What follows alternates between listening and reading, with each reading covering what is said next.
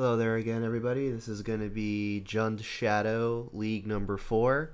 Unfortunately, I won't be streaming this one because I am currently having upload speed issues that I don't know how to resolve. So I'm going to hopefully get that worked out in the next day or so. But I can still record it because that does not require uploading. So gonna play the exact same list as I did in the previous video. Turned out pretty well. In fact, I got a trophy. So don't fix it if it ain't broke. Doing the exact same thing.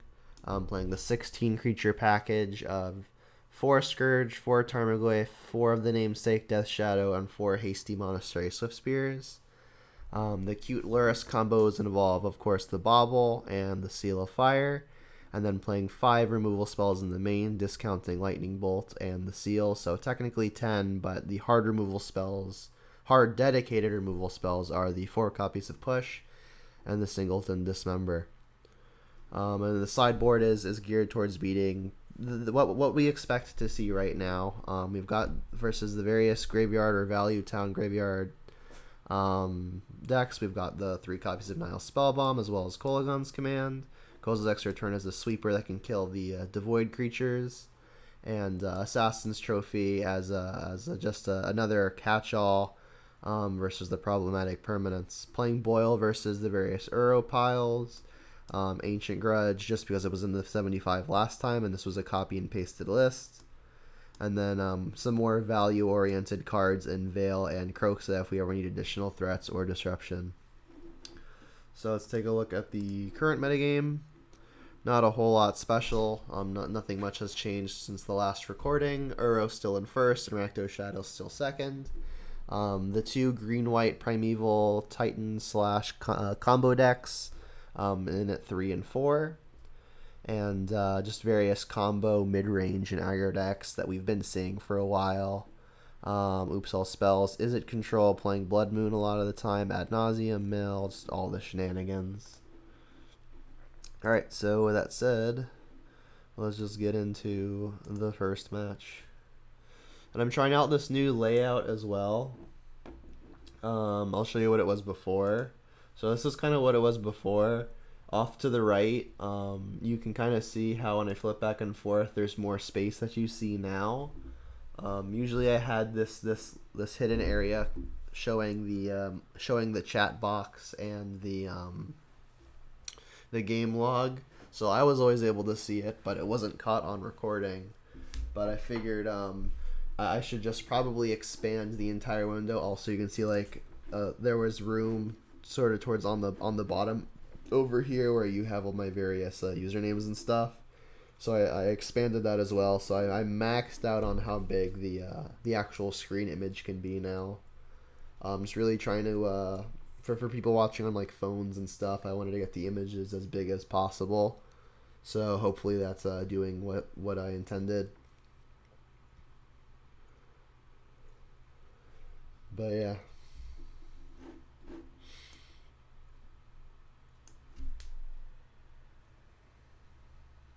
The one thing I'm not entirely sure how to fit right now is the current record indicator. Like you saw that you can see that I kind of I have my information here in the text box of the card. My girlfriend worked pretty hard to figure all that stuff out. She made the PNG for me, which was pretty nice.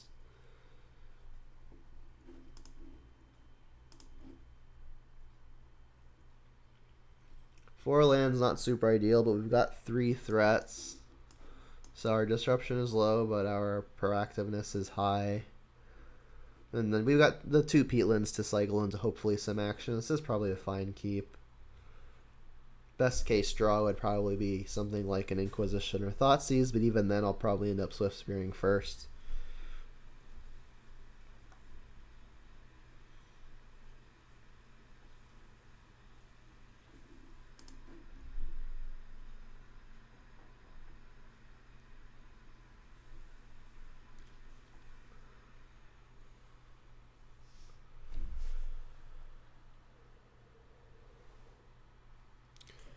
Wow, the opponent is mulliganing to 5 so far.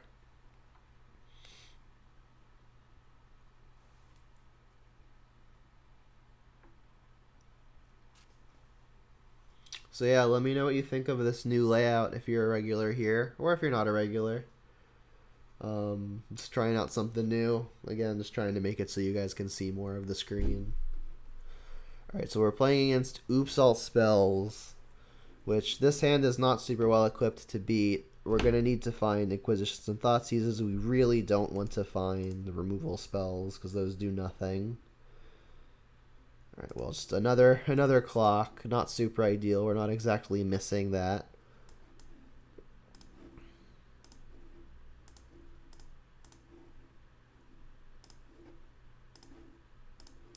Pretty easy turn one, given what we've got.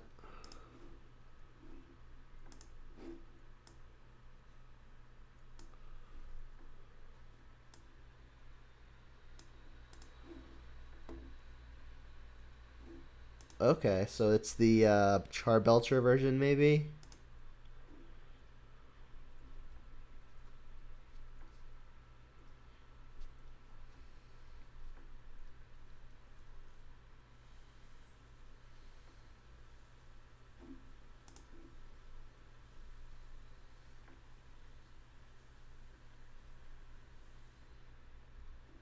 Yeah, so it's the Charbelcher version. So they're more likely than not gonna set up a Irencrag feat into the combo.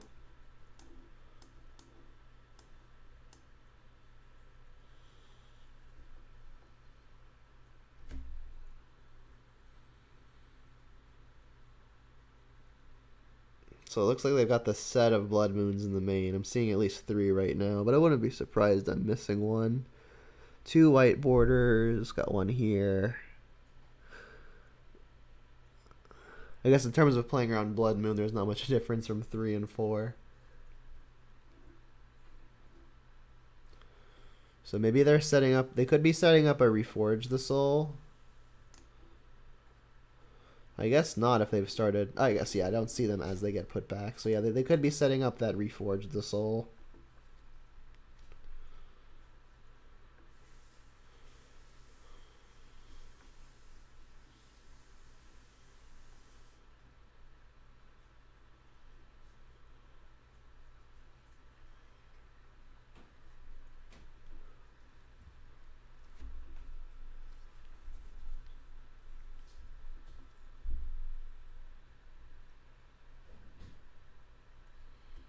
Yep, Reforge on top. We revealed a Wrenn and 6. We don't really want that.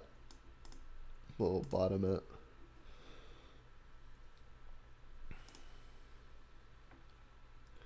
So, I suppose the Scourge is actually going to be bigger than the Tarmogoyf. So, I'll fetch Shock and Overgrown Tomb, I suppose. We need green for potential Tarmogoyfs. I'll cast a 4/4, but after I hit, it'll be 5/5. Alright, and then we hope to not just die. I don't recall if the Reforge on top means that we're definitely dying, but there's obviously a pretty good shot we just do. I mean, our hand was pretty low on disruption, and we've already got our 2 threats in play, so assuming we don't just die immediately, we could hit something good.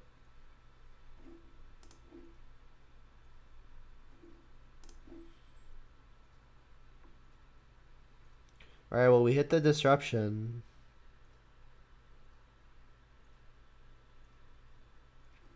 Oh, I guess they do get to set up the exactly what they reforge into. So yeah, we do die.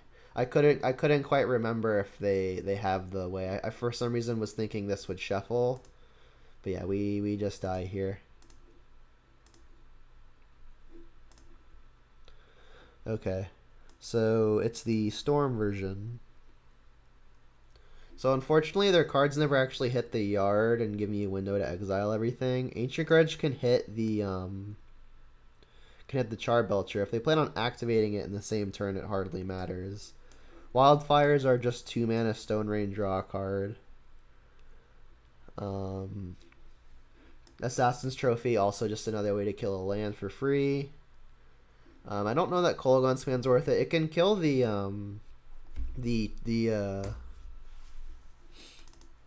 it can kill the Charbelcher. So I mean, it's probably better than just a removal spell because they don't actually have creatures for us to kill. So I mean, this is sort of a clean 5 for 5. Is Kroxa better than anything? Don't think so.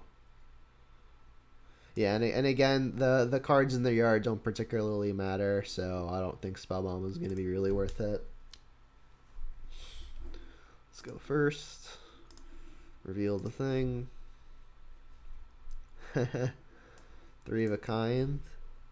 Don't think this hand's going to do it. It's a bit slow, and again, 0 disruption. This hand is significantly better. We'll keep. And then we're definitely bottoming a threat. I'm going to keep the thing I'm playing on 1. The Scourge might get big quickly, but only if the Swiftspear can get in for a lot of damage. We're going to have a turn 2 Shadow off of Thoughtseize, so I think I'm probably just going to end up bottoming the Tarmogoyf. Scourge is likely to be bigger than the Tarmogoyf after these two get a few hits in. I mean, playing around Blood Moon is a consideration, but I'm just going to hope that if they've got it, our Thoughtseize can take it.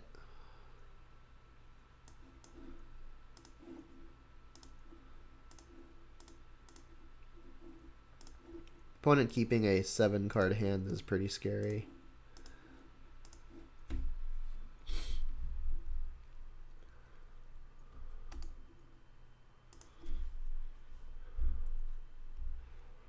Alright. So Thoughtseize and a Fetch Shock means that we can get out our Death Shadow. Alright, so they've got the Reforge in hands. They've got the Spirit Guide. No Blood Moon, though. I kind of want to just take the Spirit Guide, which seems kind of crazy, but everything else is just a land. The Reforge is pretty bad in the hand. They must have just drawn the Leyline. Yeah, I'll take the Guide. That potentially opens me up to getting Blood Moons immediately following, so I'm just going to play it safe when everything else is basically inconsequential. Alright, and then I suppose I should get Overgrown Tomb.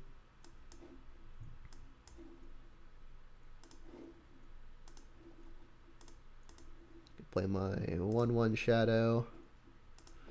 And then next turn, my Scourge will be a 4/4 after an attack for...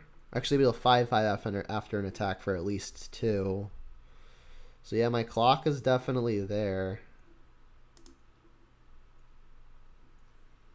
Mountain was probably my actual worst draw. Even Swamp would have been better versus the Blood Moon deck. Shadow, not great. I mean, I get to play just more threats and hope it's good enough, really.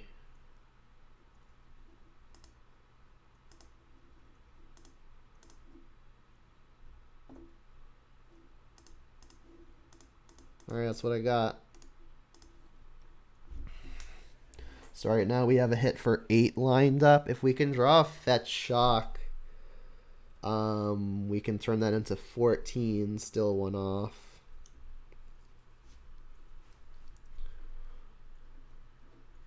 Alright, that was a new one. Interesting. It's kind of funny. If they had red mana, they could have successfully killed the Shadow.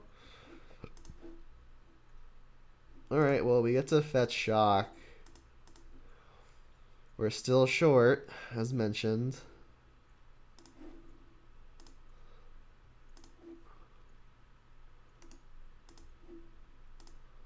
Just by 1. I mean, at least it turns off any potential untapped lands. Although the opponent could, like, Simine Spirit Guide out their Ironcrag Feet. Actually, they can't because it's triple red. Valakut Awakening. That's probably a good sign.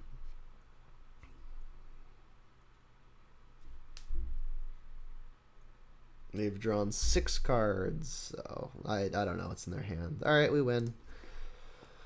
Sure. Um, don't think that I'm changing anything. The only thing I could potentially see is a Croxa just as an additional way to pressure the hand, but their hand isn't particularly important. They're not really a critical mass deck. I guess they are in the consideration that they need a lot of rituals to really get off of the ground.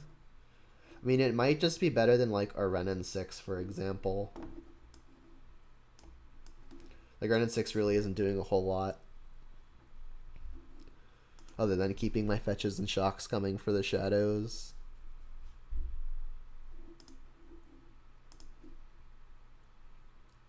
Yeah, sounds good. It's got a few too many lands, but it's got a Turn 1 Inquisition, it's got a Stone Rain draw card, and it's got a Tarmogoyf as a threat. They could have Leyline, which they do. Makes this hand a little worse.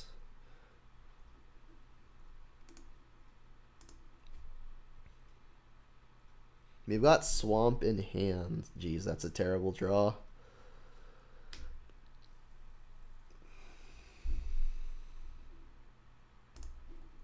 Alright, well, I'm not Inquisitioning myself. So a good question is, do I want to Wildfire coming up, or do I want to cast a Tarmogoyf? If the opponent has Mana Morphos into Rituals and Ironcrag Feat, I could just die, but I think getting some pressure down is probably advantageous. Like I could just cash in the Stone Rain draw card now, but like not having a clock in play before any of that happens seems pretty weak. Okay. Trophy is a pretty nice pickup. That can deal with the Leyline and enable the Inquisition, but not this turn. I could combo it next turn, but I still think I want to kind of get a threat into play before anything ridiculous happens. Like, I open myself up to dying here, but they've got to have a pretty specific set of cards for that to happen. And if I get to untap here, my Disruption is good. I almost might want to just go after a land with the trophy, because we know that it's not going to be able to actually end up the opponent getting another land, so it's interesting. So yeah, Manamorphose into Ritual would be the unlikely nuts, but completely possible.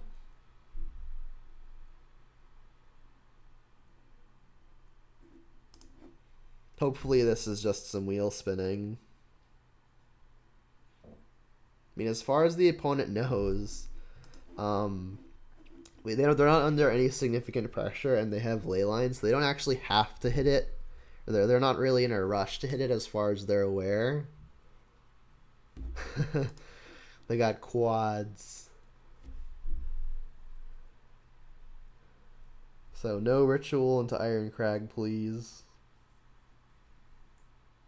Moon. Alright, well, I mean, I've got the basic Swamp, so that's nice. I can still cast... Well, I guess I can't trophy the Leyline anymore. This deck doesn't play basic Forest. Alright, well, they're all mountains, and, like, I could even Wildfire myself, but, like, that doesn't get Forest because I'm not playing one. So I think I'm just going to Stone Rain here. Obviously going to do it first because that adds sorcery. I mean, I could Inquisition myself, but that doesn't actually add any types. So I guess I'll just play the Swamp. Cleansing Wildfire. Sure, this.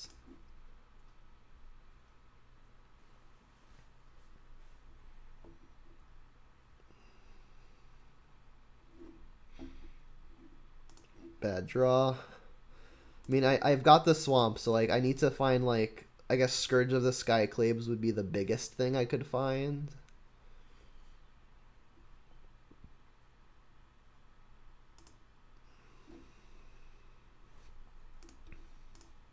Yeah, 3/4 isn't exactly gonna do it. I mean, even a Swift Spear would be fine because I could get prowess triggers off of what's in my hand. I just like Swift Spear or a Scourge. Alright, there's a Swift Spear. I can Inquisition myself. And then I'll take my own Assassin's Trophy.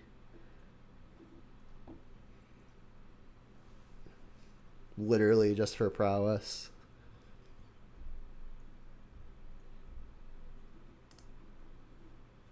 Hit for 5. Scourge would have been better, clearly, just because it's larger. It'd be a 5/5. But I mean, I've got a 2-turn clock now between a hit for 5 and a hit for 4. And both those attacks are pretty much guaranteed. Assuming I'm not just dead by then.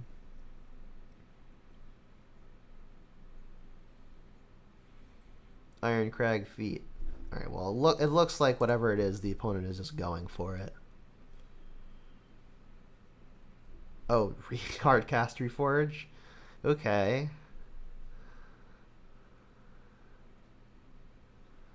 So we cannot bolt the opponent because they've got the Leyline. Can't Thoughtseize either. If I bolt and Thoughtseize myself, that's 2 prowess triggers. Sorry, Goyf is only still a 3/4. Can I add any types? So far we've got sorcery, land, instant. So there are no creatures currently. So like if I Kroxa, Goyf will be 4, but Swift Spirit's still only attacking for 1. And then I could like bolt the Tarmogoyf, which would live through. That makes it for an attack for 6, which puts the opponent to 3. But that's not quite there. If I cast the Kroxa and the opponent discards a land, I could win, but I doubt they do that.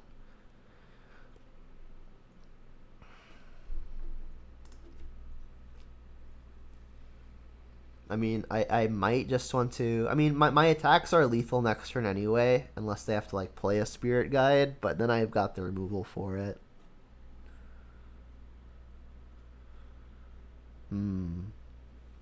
Yeah, I think the play almost just has to be attack and play a Scourge, and then hope that I'm not just dead. I mean, any number of rituals. I mean, the opponent just has to make 2 extra mana and have the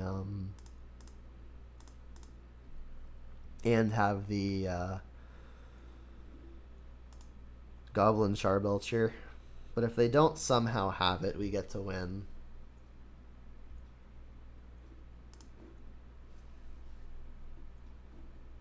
Alright, well, they've made their 2 extra mana. They need a land drop.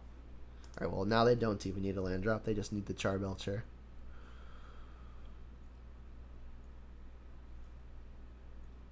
Yep.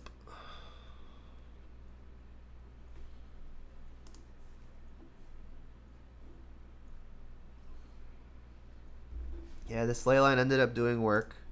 So yeah, maybe I should have just Assassin's Trophied the Leyline as early as turn 2. But then I wasn't getting a threat down, and then I'm just giving my opponent extra time. Like, I kind of wanted to do the Delver strategy of get the threat down and then disrupt. But the Leyline was making it really hard to do that.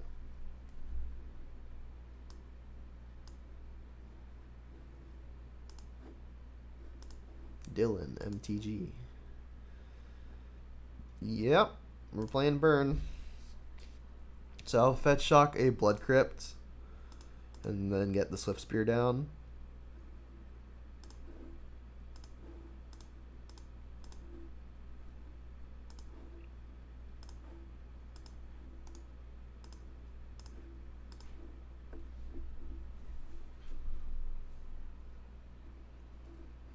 Sunpetal Grove, or Scattered Grove. So I guess it's the green-white Titan deck. They're the only ones I think that would play that. So if I Shock Bolt myself, that puts me to 12, which does let me play a Shadow, so that sounds like the plan.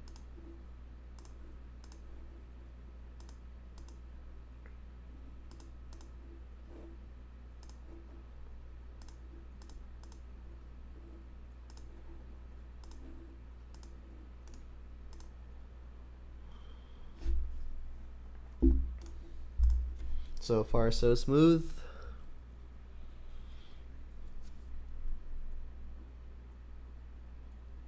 Interesting. They don't usually play that, do they?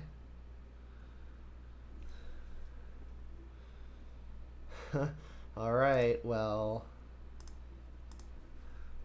I don't think the opponent is just dead here. Bolting myself is the same as bolting the opponent pretty much because of the shadow. So let's just bolt myself a bunch.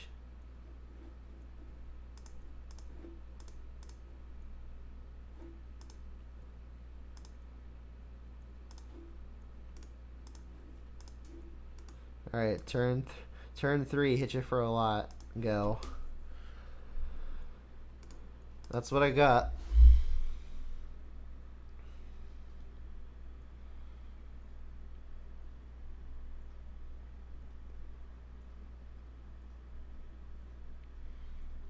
Not entirely sure what's happening quite yet. Hopefully Thoughtseize clears that up.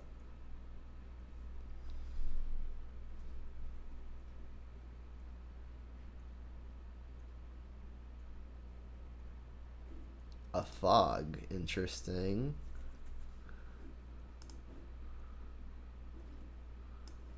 Some kind of cycling deck? Resounding Thunder says 3 damage to any target, and it's got cycling. When you cycle it, 6 to a target. So it's 3 mana, deal 3. And I'm at 6, and they've got 2 copies. But it's a red card. I mean, I guess I'll just take it because I don't want to get mised out. Because I am at 4, actually. I mean, 4 and 6 are kind of the same. We're currently under fog. I'll just send these to say hello anyway. So not entirely sure what is happening here. Don't even know that they play red mana, but I assume they do. Yeah, they kind of have to. Cycle for Jund colors. Interesting.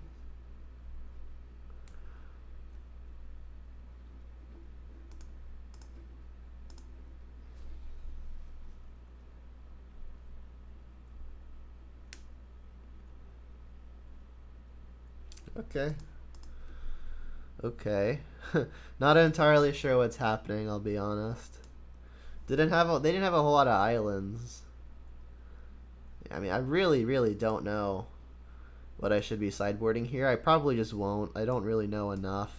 They didn't really look like that kind of deck to play counter spells. They had a single island and 5 lands. They don't look like a creature deck. They don't look like a Boyle deck because, again, 1 island. Wildfire, they had plenty of basics. No real 1 specific land. No artifacts. Cold Gunsmith doesn't really seem too special. Yeah, I mean, I'm just going to resubmit.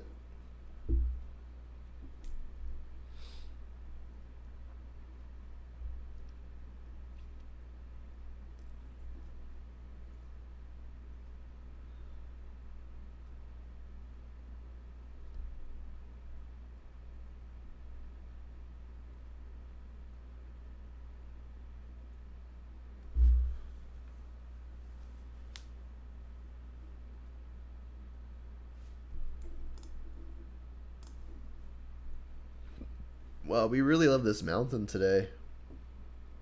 It's got a double Slipspear Bolt, but it's probably this has to be the worst land in the deck. I can't keep a 1-lander with mountain. This is much better. We didn't see a whole lot of removal.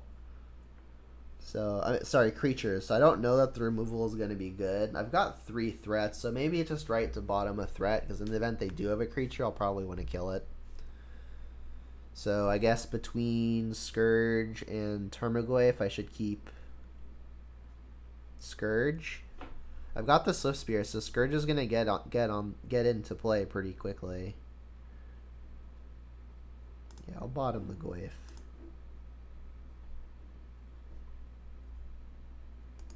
Scattered Grove turn 1 again. Interesting.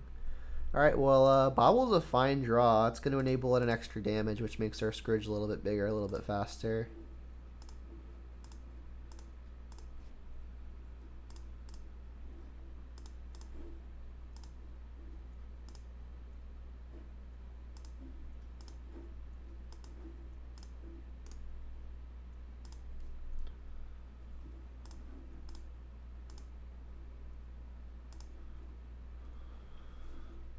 I wonder if this is some kind of Zenith Flare pile.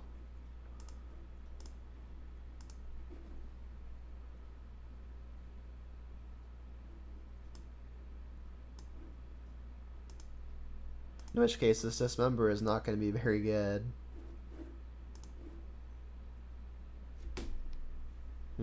Okay. So I think I'm going to get down an additional threat now. It's not going to be very big. If the opponent plays an Huro, our Scourge will just die.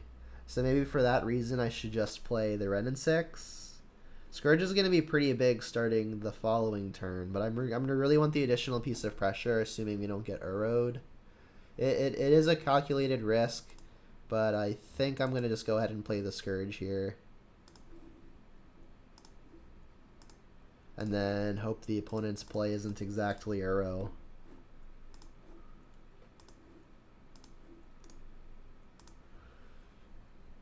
Didn't see any Uros, but the opponent is playing blue and green, and this is modern, so...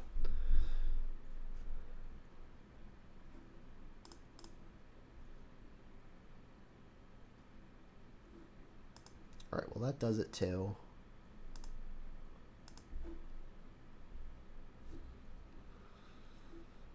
Alright, this looks like a Fetch Shock, Wrenn and 6. Overrun Tomb, say yes. Obviously pre-combat to grow the Swift Spear.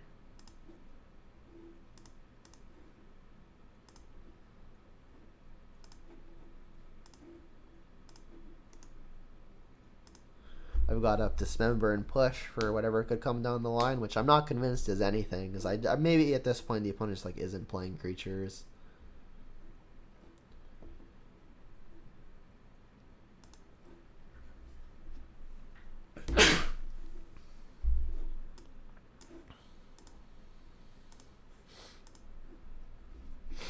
Shadow, that's a good one.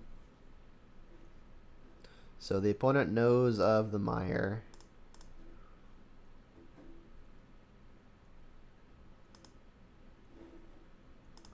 So let's get in our 5/5. Let's buy back the Mire. Excuse the voice crack. And now, since the opponent very clearly just doesn't have many creatures in their deck, we'll just put the Lurrus in their hand. Lurrus can buy back the Swift Spear or the Bauble or the Scourge.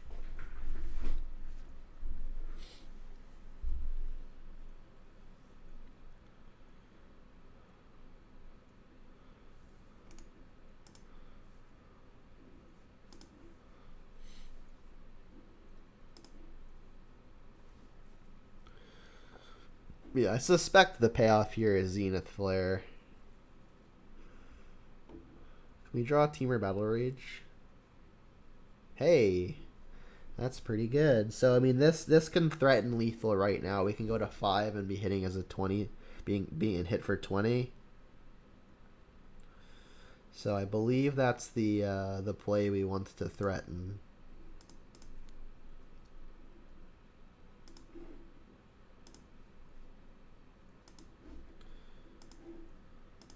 And then second main we can cast Lurrus and then cast a Mishra's Bauble.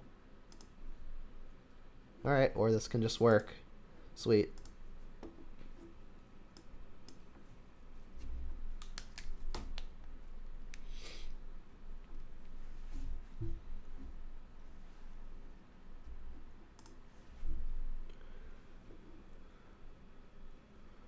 Spike you. Wonder if they're playing Burn.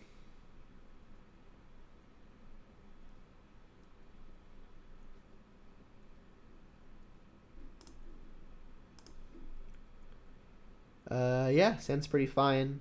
We've got 2 decent threats and a piece of disruption, adequate number of lands.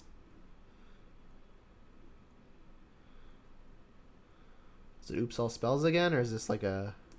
Okay, so maybe they just have like their 1 or 2 copies of Turn Timber. This is probably another Primeval Titan deck. Looks like Amulet Titan. Inquisition's a fine draw. I'm definitely not bolting this now, so I guess I could just go ahead for this Inquisition.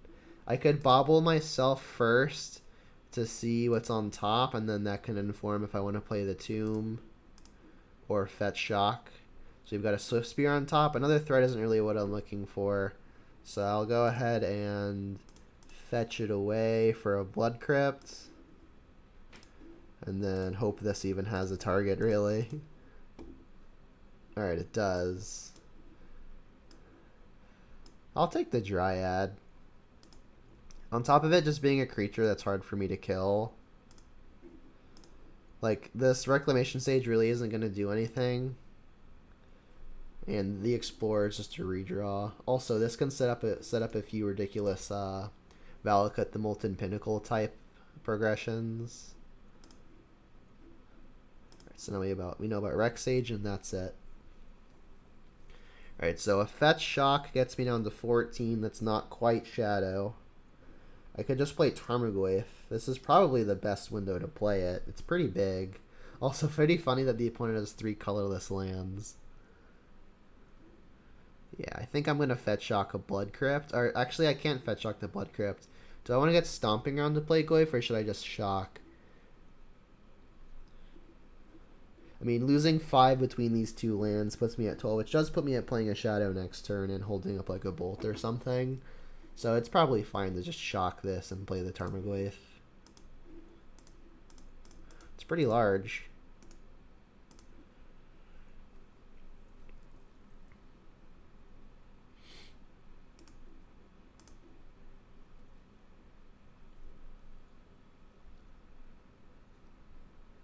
This feels like the kind of game where I'm going to be ahead and then the opponent's going to draw their Titan on the last possible turn. Alright, well, Azusa and no land is promising. I'm going to lead on an attack. And then if this gets through, I'll probably end up playing the Scourge. But if it doesn't get through, I'll probably just like Shadow, hold up Bolt or something. I mean, if this gets through, then the Scourge is going to be pretty large. I suspect a block on the Grazer, though. I could just Scourge anyway. I mean, Shadow is only going to be a 1/1. And then next turn, it's only guaranteed to attack for 2 if I want to, like, play something in the first main. But I'll have the Bolt to, like, hit myself. More likely than not, though, this Bolt is going to go after Azusa. So, kind of curious what I should play here between my 2 threats. If the opponent has any possible way of gaining life, like maybe like bouncing the Radiant Fountain and then replaying it, that could kill my Scourge. It becomes safer if I just play the Scourge now. But I mean, I could also just like Bolt the opponent. But that turns off my Shadow. I mean, this Bolt is almost definitely intended for the Azusa. So what I'm probably going to do is just go ahead and Fetch Shock, play the Scourge, hold up the Bolt. I guess I don't actually have to fetch now, but I think I will. I don't want to get caught off guard by some shenanigans.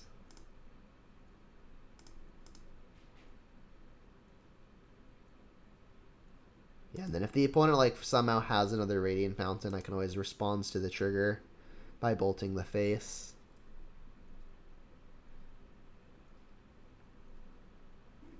Redraw. Misty. Alright, well, Scourge will be a 2/2. Yep.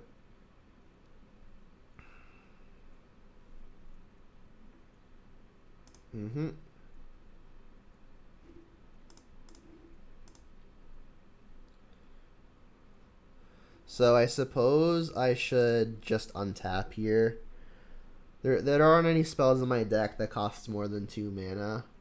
So like even if I draw a 2 mana spell, I'll be able to do everything. Alright, well, if Fetch Shock represents a slightly larger Shadow, alternatively I could just sacrifice a Peatland now. But I think threatening a bigger Shadow is probably good. If I attack all, Rex Sage is probably going in front of the Scourge, in which case I'll have to bolt the opponent and not the Azusa, but that's probably fine at this stage.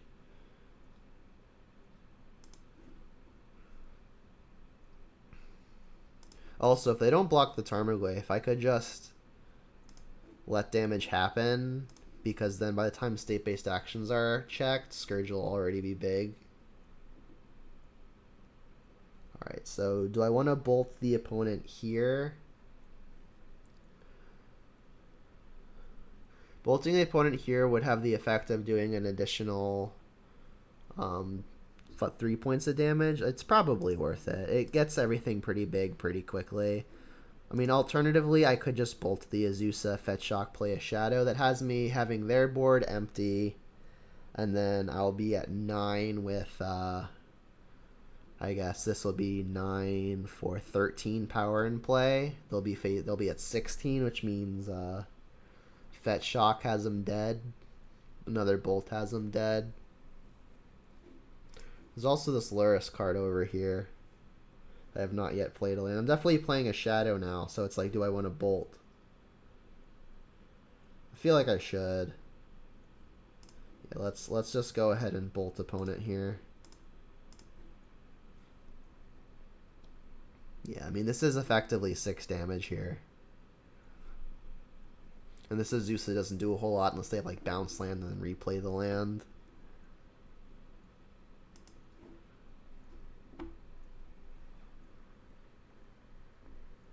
Yeah, and I do want to play the fetch now instead of a Peatland sack on end step. Because then, like I mentioned, the Fetch Shock next turn represents lethal. And then I guess I don't have to actually fetch now. So, yeah, I mean, this isn't going to get bolted, so I'll just play the Shadow as a 1/1. As long as they don't have Grove of the Burn Willows, I don't think there's any way I can get blown out. So I mean, untapped land into a Primeval Titan is probably one of the easier ways I lose, because that would get the Fields of the Dead going crazy. But if that's not exactly what the opponent's 2 cards are, I'm feeling pretty good, because I've got a bunch of lethal threats. Alright, well, that is gonna return Radiant Fountain more than likely. And they'll be able to play with the Azusa. I guess I can wait until they actually play it and then trigger on the stack. Actually, that's only them gaining life, so that doesn't actually change anything. Yep, you'll gain 2. Doesn't affect my Shadow. I would like to take a land out of the deck, so I'll go ahead and Fetch Shock at my opponent's end step here. I guess a Stomping Ground is probably pretty free at this point. Alright, so now I've got a bunch of lethal threats. That makes it even more lethal.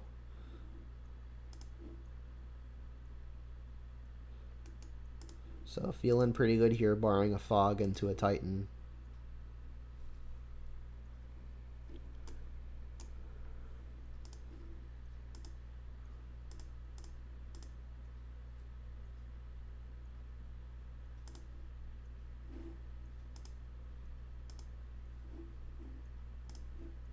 Cool. I guess maybe I don't tap Peatland there because I might actually want to sacrifice it for some reason. Alright, so Trophy hits some of the double lands. Kills Titan. Not the best use of it. Ancient Grudge hits the actual amulet. Cleansing Wildfire is going to be good for hitting the utility lands. If the opponent has a Dryad in play, Boil can be really good. But that's about the only time it's going to be excellent. I think I'm going to like cutting some number of Swiftspears. The opponent's got a lot of stuff that stonewalls them pretty easily. And my threats really aren't dying all that often. So it's not like I need a lot of them. I want the Dismember. I can probably cut a push. Maybe that's wrong. Because like the opponent has a lot of stuff I actually care about. Like Dryad is going to be really good. And Zusa is going to be really good. I don't think I can cut any more threats. I already cut a bunch of those. Renin 6s aren't great, but they make the Boils better. Maybe on the draw, the Boils are just too slow. I can definitely see that being the case. Like, it's kind of hard to play the Boils without the Renin 6s. Just because 4 lands is so much for this deck, playing only 19. I mean, this just seems fine. Like, I mean, maybe Seal of Fire is weak. I mean, it's an enchantment for Tarmogoyf. Might be better than a Bolt. Seal and Bolt both kill Azusa, but neither kills Dryad, so they kind of do the same thing there. But just Seal is bigger for Goyf and can be recurred with Lurrus. So that's interesting. Yeah, I think Boil is the really only question here. I think on the draw, it's probably just way too slow. On the play, when the opponent can't Titan me on top of Dryading me, but like on the play, I think the opponent, it's more likely I get to 4 mana before the opponent gets to 6. But on the draw, it just seems way too slow. Like even if I can call the opponent's lands, if they have like a Titan in play, it still just kind of doesn't matter.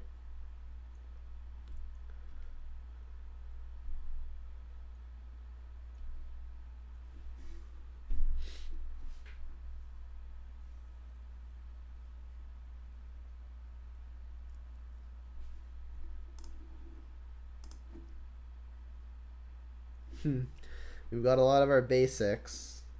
And we've got a Cleansing Wildfire. We don't have a real threat, but our disruption is pretty good. So, I mean, I think I'm going to keep and then just hope to draw the threat.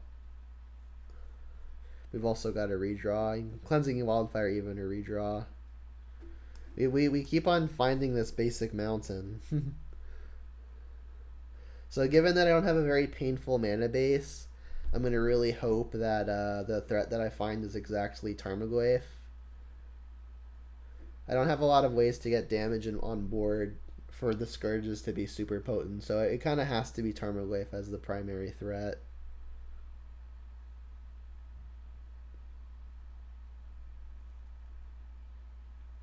So what I'll probably end up doing is Mishra's Bobbling the opponent to get an extra info before casting Inquisition. Hey, there's the Tarmogoyf. Perfect. Alright, so let's cast the Bobble.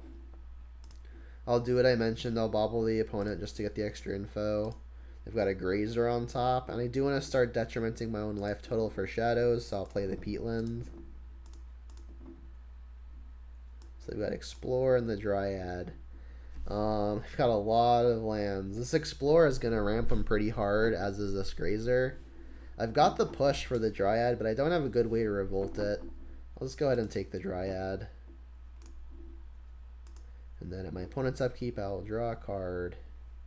And then this Cleansing Wildfire is going to be pretty nice for hitting one of these double lands. Setting back the opponent to land drop, but also they're kind of ahead on land drops too, given they're about to explore. They played a Misty. Interesting. I guess they get to play the Grazer off of the Misty. Oh, they drew Amulet. Okay. So they are actually going to be at the requisite mana to Titan next turn if they've found exactly Titan. Drawing land's not great. Alright, I'm going to keep on detrimenting my own life total. So I'll shock. Cast Tarmogoyf. So yeah, they have 3 mana here. They can use 1 to Arboreal Grazer. Between putting Chamber and playing other Chamber into play, that's 7 mana total, minus 1 from Grazer. So they can Titan if they've somehow found one. Alright, well now a Titan is easy, but I don't think they've got it. Gonna have to use this Cleansing Wildfire to probably kill the Field of the Dead.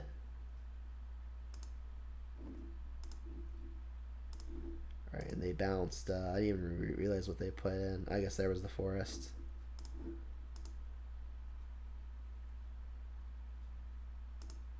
Yeah, like I could just kill this Simic Growth Chamber, but the opponent's bottleneck really isn't mana, but this Field of the Dead has the potential to just kill me. I mean, Goyf is pretty large, so I've got that going for me. Unfortunately, I don't have a way to revolt to kill the Azusa. I can kill the Grazer, which would put on some extra pressure. So maybe I should just get the Grazer out of the way. Yeah, let's do that.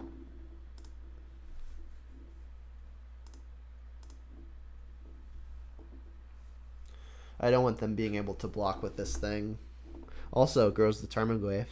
So, I mean, an attack for 6 and an attack for 12 is 1 off.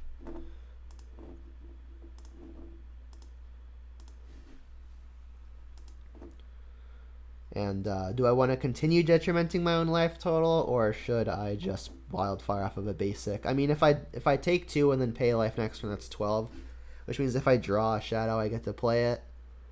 So it's probably good to just continue the pain train.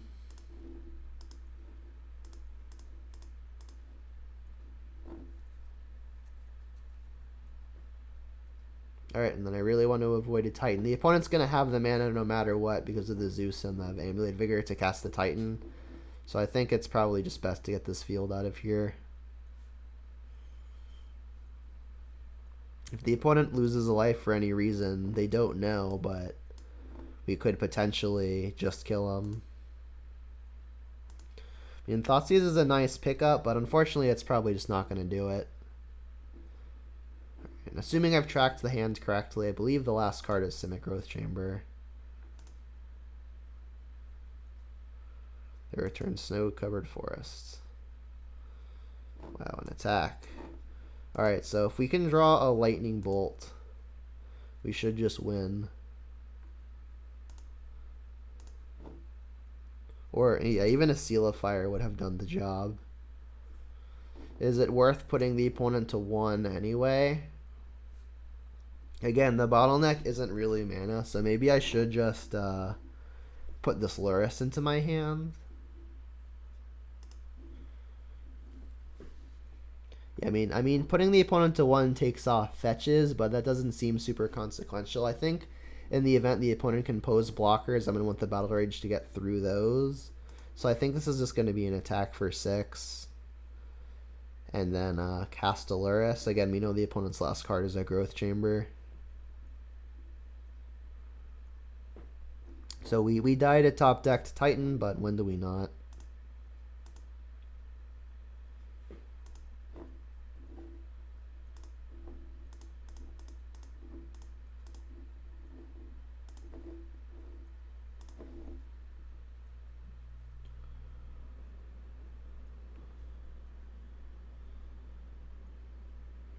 Of course they hit it. Why not? Oh, Turn Timber. Okay, that's not actually the Titan, but it's pretty likely to be. Dryad. Okay. We may be able to win through that.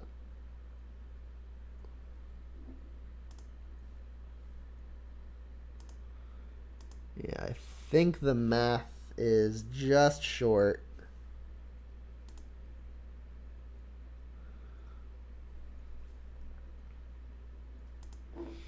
Alright, so now that damage may be an actual consideration. Let's go ahead and do this painlessly.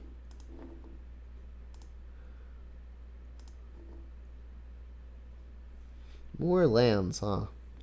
Well, last card is still that, so we can attack for 6. I mean, if they don't block, they just die. Again, they don't really know that. So let's just lead with an attack. They're almost forced to block. I mean, they know that a block is pretty safe. So yeah, holding this Battle Rage ended up being the correct decision, because had we put the opponent to 1 here, the opponent would have a free block almost forever.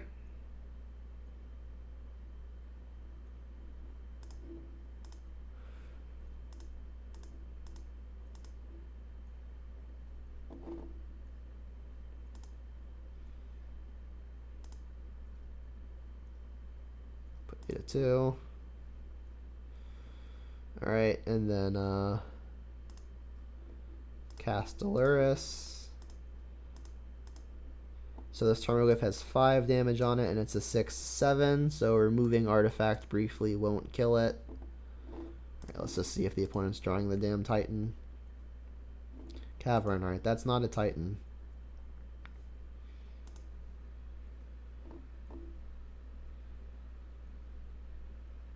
We've got 2 lethal threats, the opponent's got 2 lands. Sick.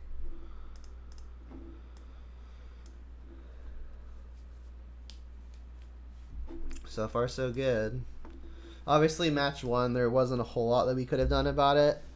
I mean, we had that interesting decision on turn 2 where we either play Tarmogoyf or we Assassin's Trophy the land or we Assassin's Trophy the ley line, and I obviously went with the Tarmogoyf line. I still think that's probably the highest win percentage play. Not entirely sure. Would love to hear your guys' thoughts though.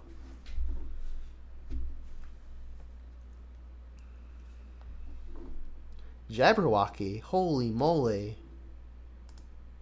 Logan Nettles, one of my idols.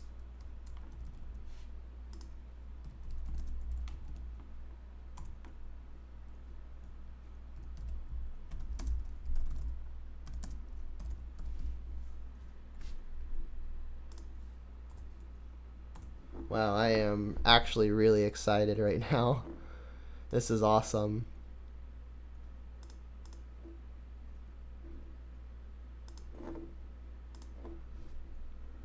Alright, so I think I'm just going to lead on the Thoughtseize here.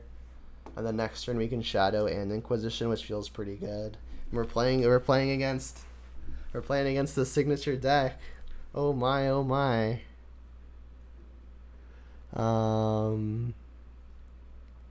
So the Inquisition is going to be the most annoying thing. Let's just go ahead and take that.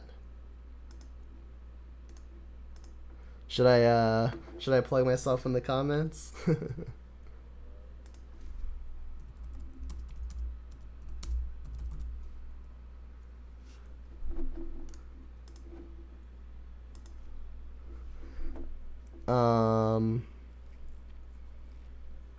Alright, so unfortunately we don't have the Fetch Shock to actually get the Shadow into play. We could Death Shadow. We could Seal a Fire ourselves. But that doesn't seem super great. So I can Inquisition. I can Shock. Play Seal a Fire. It's not fantastic, but it's kind of what I've got going for me right now.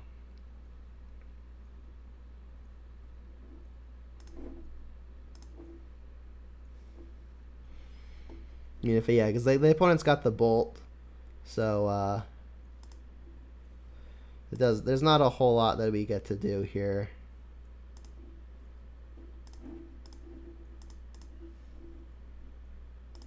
Alright, double Seasoned Pyromancer, yikes. So it's pretty likely that the Shadow is going to get to outsize the Tarmogoyf, but I don't actually have an answer to the Tarmogoyf here. Decay is going to hit the first threat though, so it's kind of like, I guess like my answer to the Goyf is just outsizing it. But it's going to be really, really big. I think I'm just going to take the Goyf.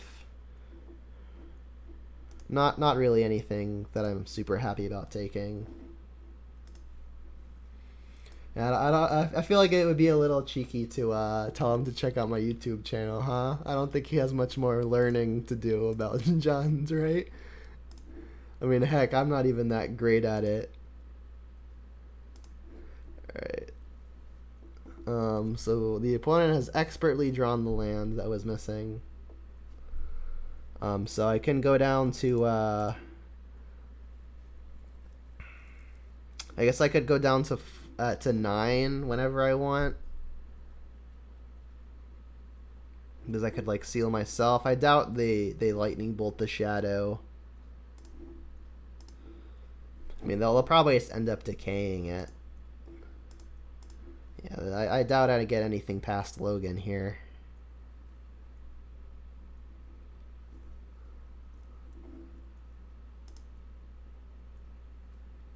More likely than not, we're just going to get Abrupt Decayed. Unless they've got Liliana and want to see if they can spike a land.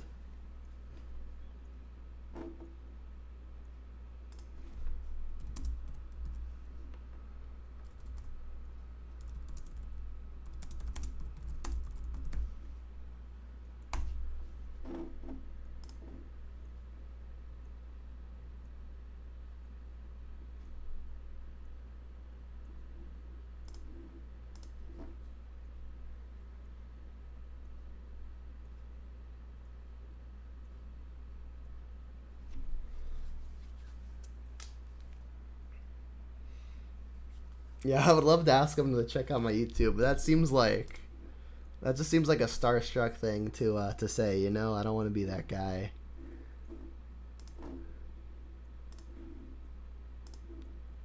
Alright, so they're drawing Wrenn and 6. So that's going to give back the Mire, which is pretty good. Alright, well, we don't really have an excellent play right now, so this looks like just get a Lurrus.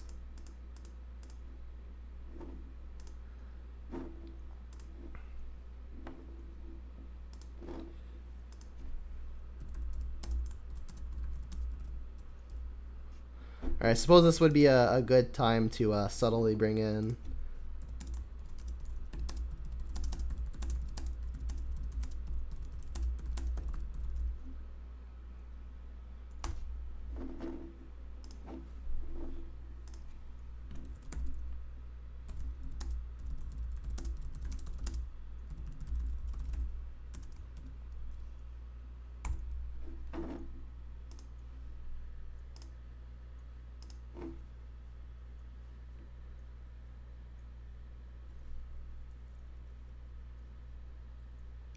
Alright, so I can combine Seal of Fire and a Bolt to kill the Wrenn.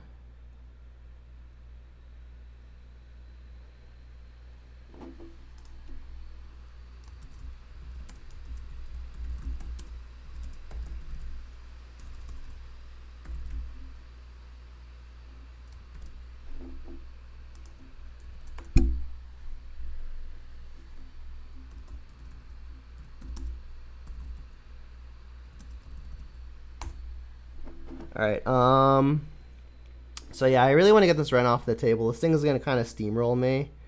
So what I can do is I can Bolt the Wrenn, Seal of Fire the Wrenn, cast Tarmogoyf.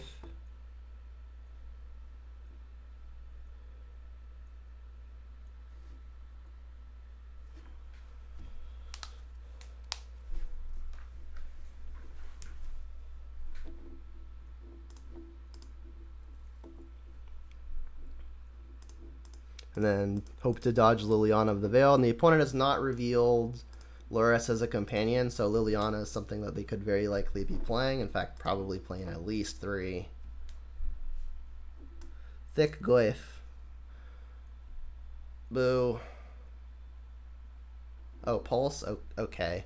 That's unfortunate, but I mean, it be like that sometimes.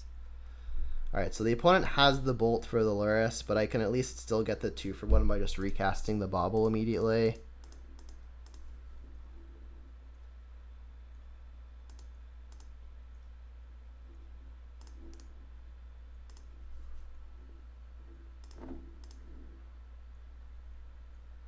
Inquisition, yeah.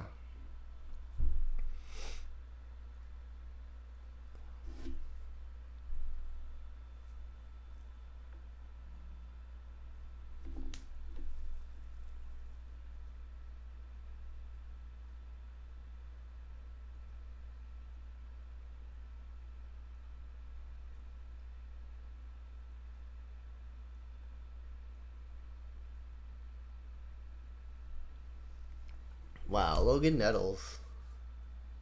The Jabberwocky, that's pretty cool. Whew.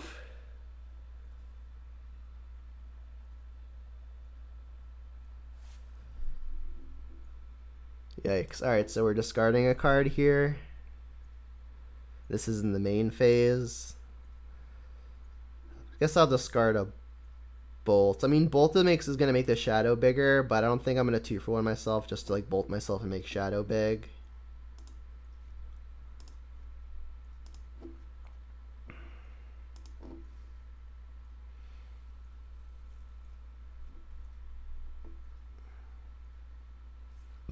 Alright, so the Shadow could still just get bolted. Fortunately, we know about the Inquisition. So yeah, maybe it was just right to actually keep the Bolt, so if the opponent went for the Bolt, we could go that way.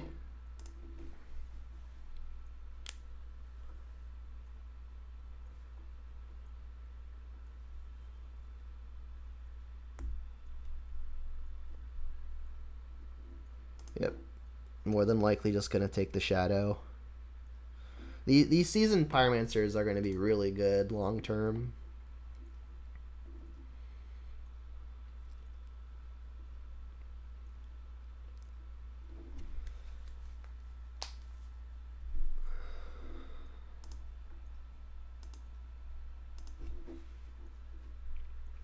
Tarmogoyf, pretty good.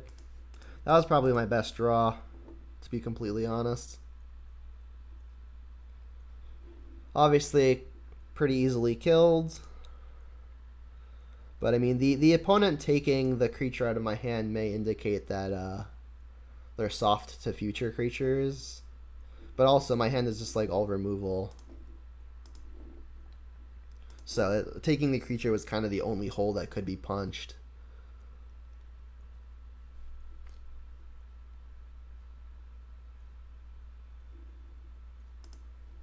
Cap to the bolt.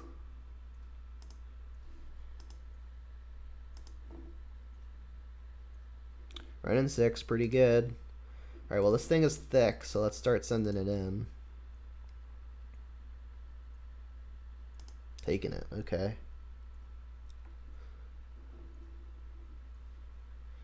And then I think I just want to like Wrenn and 6 ping off a token. It doesn't seem great. They could Lightning Bolt the Wrenn and 6, which is essentially trading a Wrenn and 6 for like a single elemental. I could also just like plus it.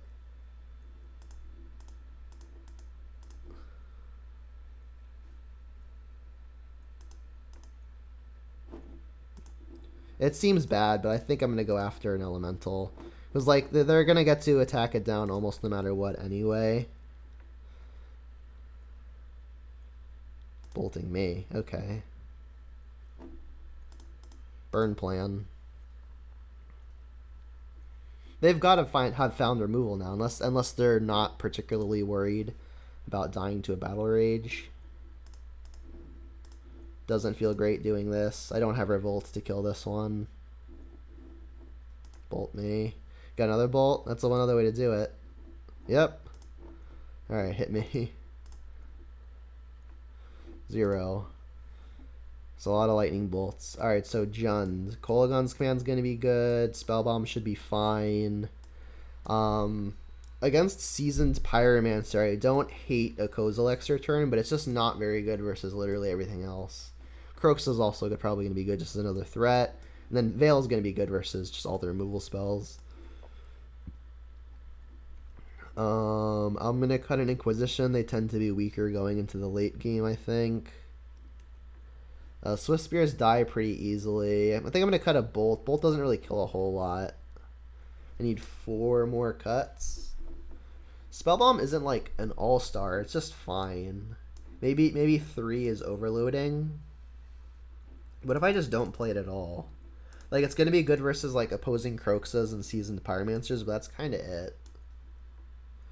And that might just be enough to have it be good enough to play. What if I just, like, cut all the Inquisitions? I could, like, play like, first Spellbomb. Not crazy. Let's run it. Let's go first. Reveal the thing. Yeah, we've got a keeper. So this looks like Fetch Shock, Blood Crypt, Swift Spear, go. Or attack, go.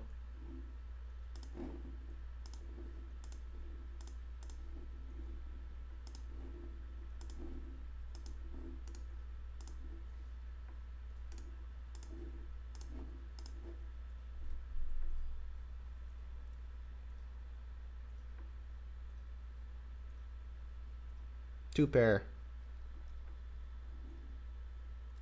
Alright, I'll conceal the information and then just play the Tarmogoyf off of Peatland.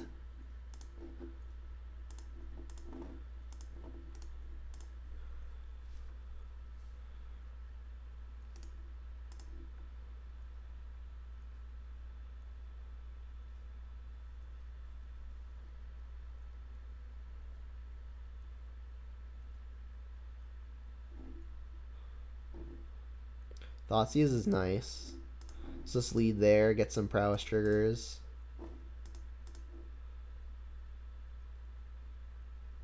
Push, yeah.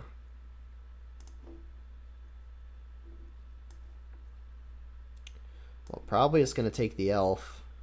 Elf is just really, really good. I mean, so is this Pyromancer, but elf into removal is gonna be pretty backbreaking.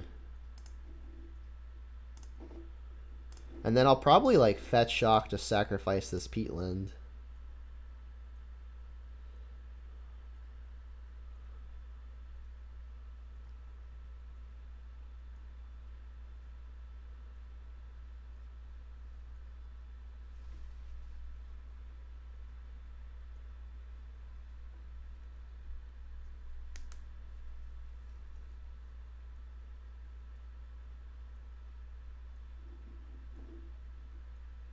The PZ Master himself. What if a Hills in the Mire? Yep. I think I'm going to push the Pyromancer. Now that we know it can get in for actual damage, doesn't seem crazy. And I do want to do this now as opposed to like getting the Prowess Trigger on my turn, because I can put Lurrus into my hand if I don't draw a land.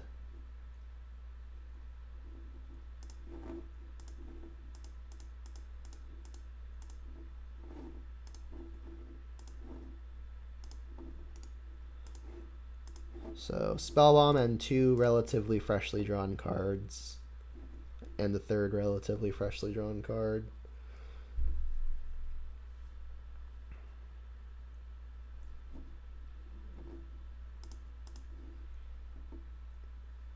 Spellbomb go boom, I guess.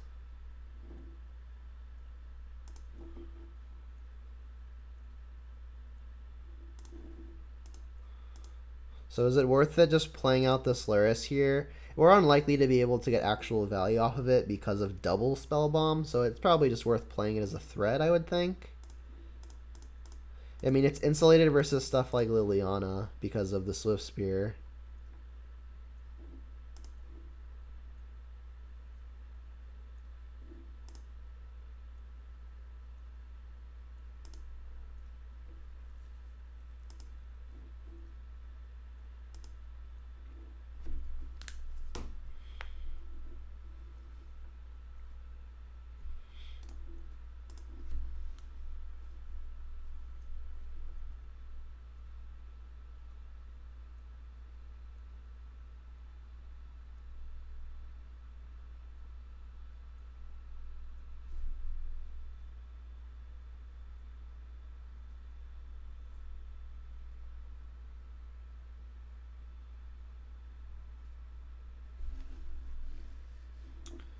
Return to Season Pyromancer. Yuck. And the Bolt. Oof. Alright, well now we're pretty behind. Let's see if we can find a Shadow or something. Another Swift Spear, I guess.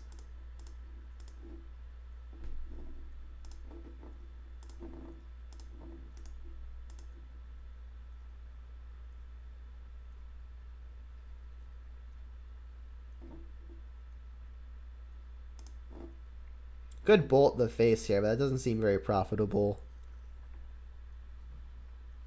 Like, putting the opponent to 8 is not super exciting.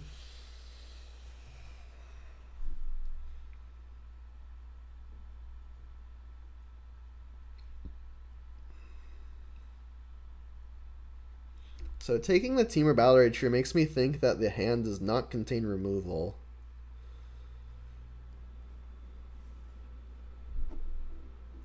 And the sacrificing here could mean digging for a threat. All of these cards in the opponent's hand were acquired relatively recently. So probably no removal, probably no threat. At least no removal in the previous card in hand. Do I want to fetch shock here? I mean, Seasoned Pyromancer could have it coming down to erase, so I probably just don't want to. I guess I'll just lead on sacrificing that. There's the Shadow.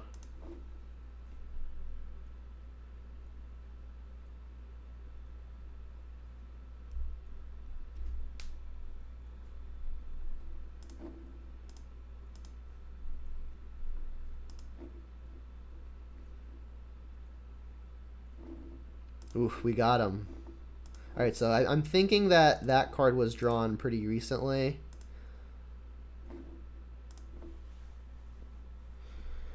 But I mean, also throwing removal out on that spell, it might also just mean they've got another. The opponent has some very good draws here. We know at a minimum they've got a Seasoned Pyromancer. There it is. Discarding a Lightning Bolt. Playing a Mountain. Okay. Now, this push doesn't seem great going at the Elemental here. I guess I could just untap and see what I hit, but if I hit a 2-mana play, I want to be able to dump my hand. Yeah, let's hit this elemental here and just not be super ecstatic about it. Whoa.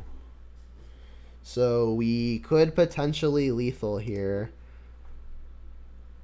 Barring another removal spell. I mean, I think I kind of have to go for it.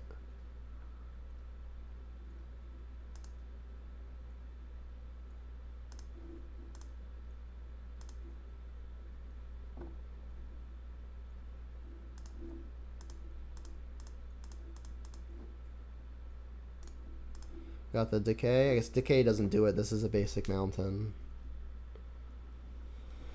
Wow. Alright, so second Battle Rage gets there.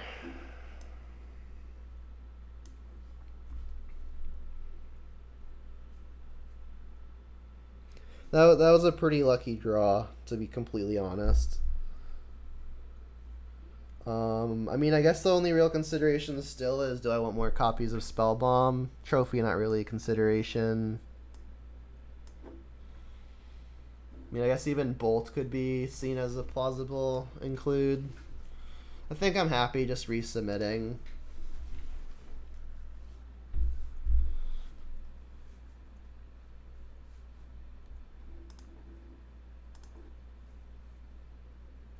Sounds great.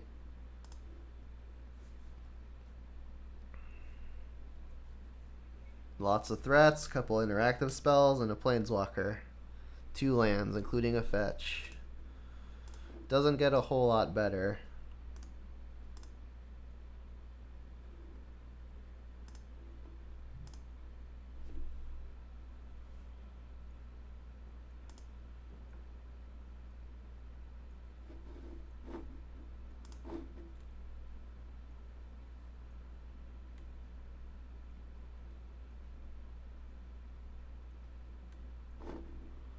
They've got the Wrenn and 6. No fair. If only we had one too.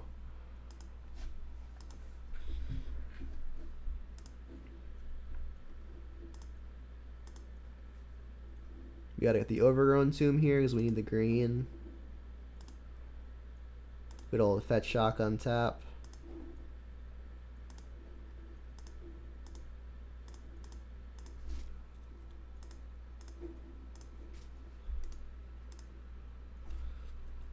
There's a consideration to playing a creature here to threaten the opposing Wrenn and 6, but I don't really have a good one to play. Glyphs are pretty tiny. Scourges get pinged by the Wrenn. Additionally, this is probably going to be a resource game, and getting my own resource advantage engine down seems pretty good.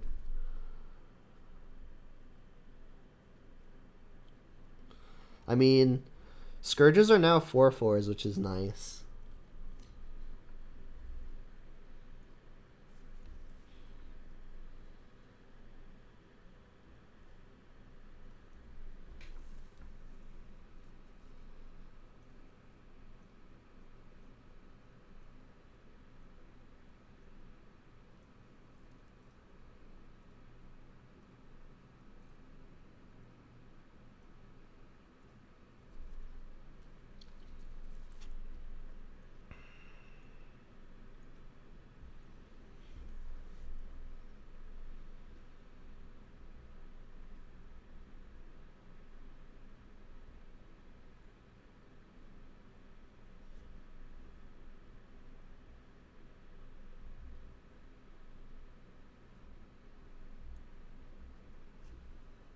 Alright, so this Wood of Hills is probably not returning on account of this Nile Spellbomb, unfortunately. I mean, I guess I'm going to target it and see what happens.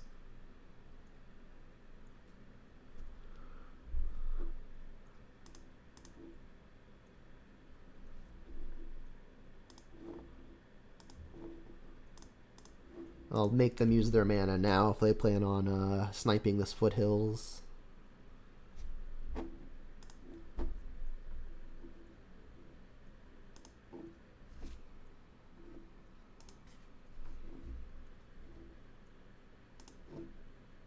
Alright, so then Scourge just has to be bigger. Well, it definitely is bigger than Tarmogoyf, so I feel like I should just play one of those.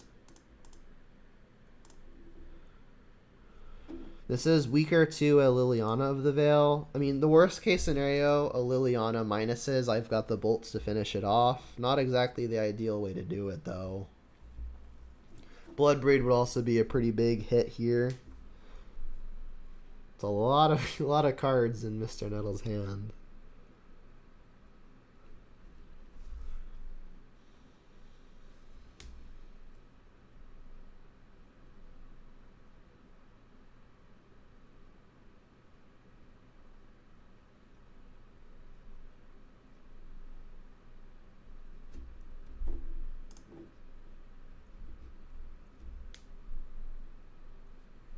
Bloodbreed, probably.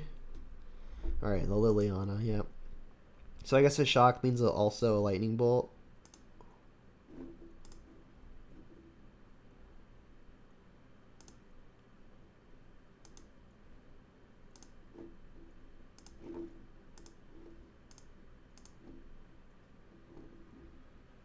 Oh, I'm an idiot. I'm a complete idiot. I should have just used the Renin 6 to minus.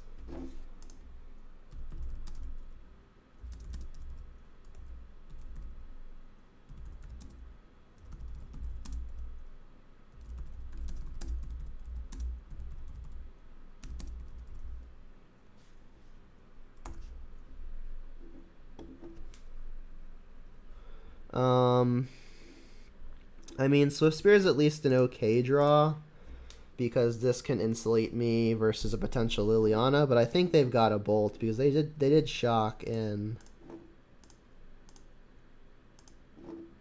All right, maybe not.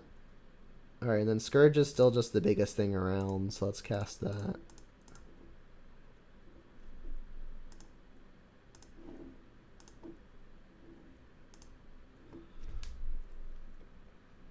I mean, this has the added benefit, I guess, of the Renin 6 being higher loyalty, but that doesn't mean a whole lot.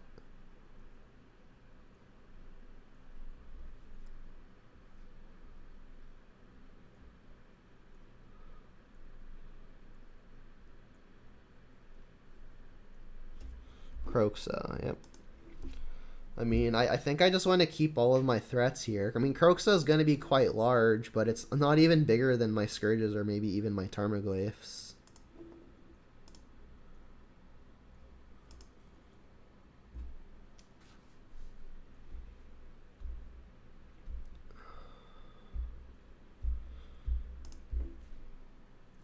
I mean, if the opponent is flooding here, that would explain so many cards in hand. I mean, Spellbomb's good, but I mean, it's not going to get the job done here.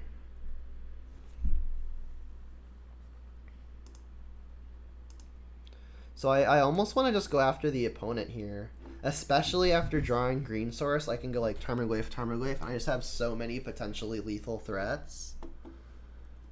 I mean, after the opponent exiling their own yard and possibly mine, Tarmogoyfs could be significantly smaller. I mean, I think what I should do here is just go ahead and lead on an attack. And I almost just don't want to kill this Renin 6. It's pretty close to ultimate, so maybe it's just a little too cute. But getting the opponent dead here is a pretty real consideration. Like the actual ultimate doesn't actually do a whole lot right now.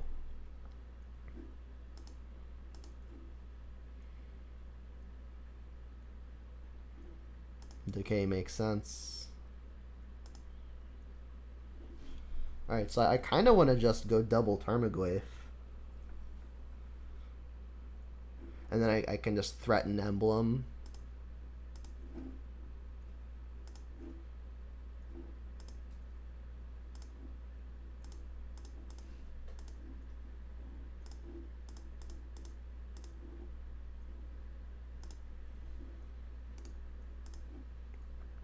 I'm pretty ahead on board, but not so much on the resource game.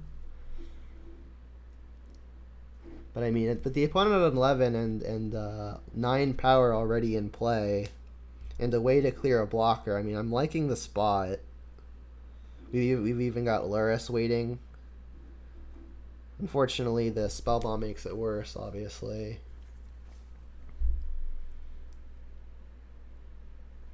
Maelstrom Pulse, also something we know the opponent is playing.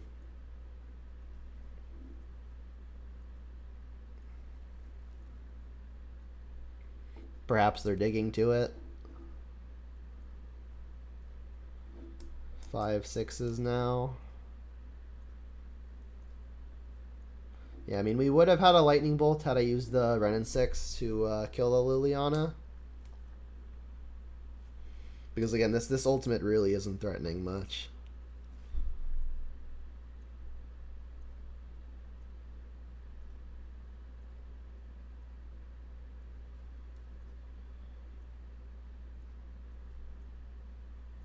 Not sure what the ping means.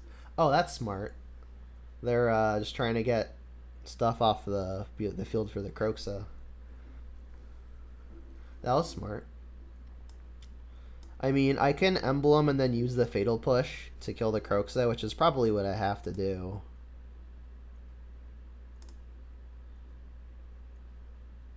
They have to pop this now, or else I get to use the push.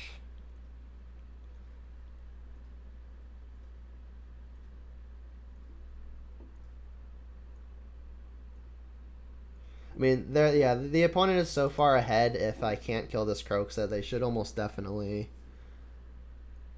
just let this happen. Alright, so I get the Emblem. Doesn't mean a whole lot. Putting Lurrus into the hand doesn't mean a whole lot either. I think I need to spike removal.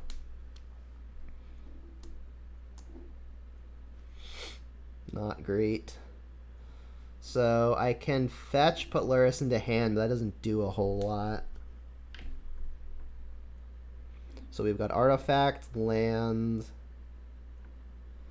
I mean, this Battle Rage is probably one of the ways I might as well win, but I need to make my stuff grow. I mean, maybe I just put the Lurrus in my hand with the intention of discarding it. Seems crazy, but yeah.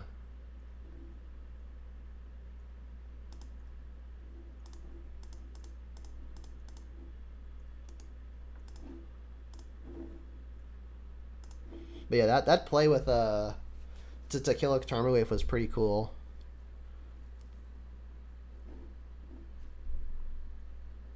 And now's the Bloodbraid. Alright, so my hand's gonna be completely dumped.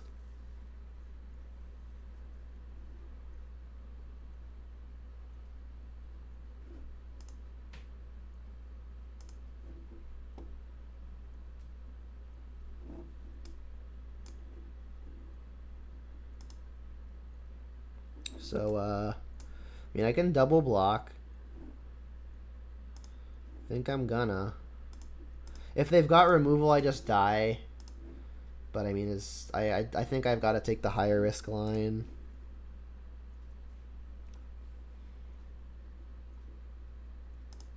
One to May.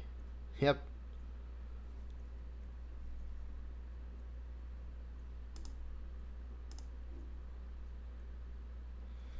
Shadow's a 4/4.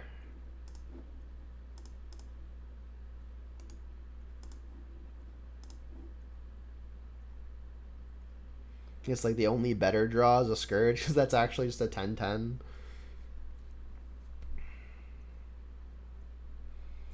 Time to chain the Bloodbraids though. Oof.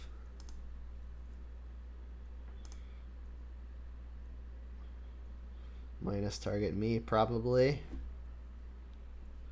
Plussing feeds the Kroxa, but I don't think they're very interested in that. Oh, they're gonna like play another Renin 6, minus Skeletal Spear, then Edict May. Yeah, that's rough.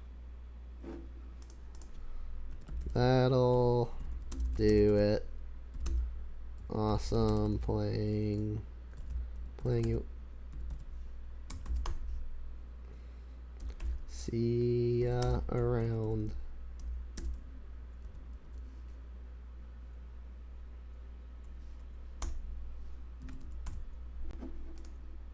Hopefully I didn't spell around wrong.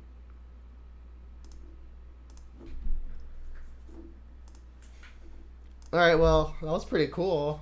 I do maintain that I made that mistake. I was thinking too quickly.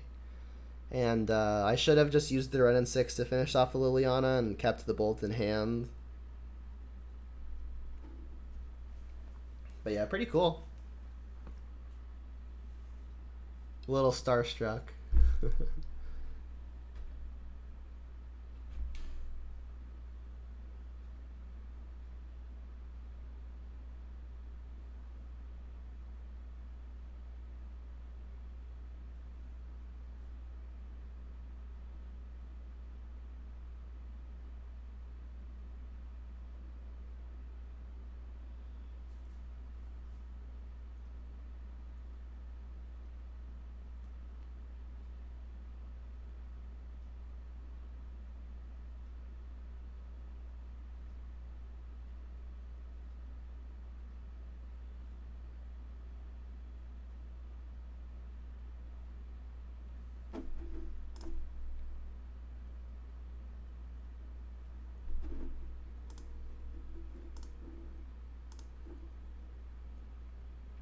This hand's got to be a ship.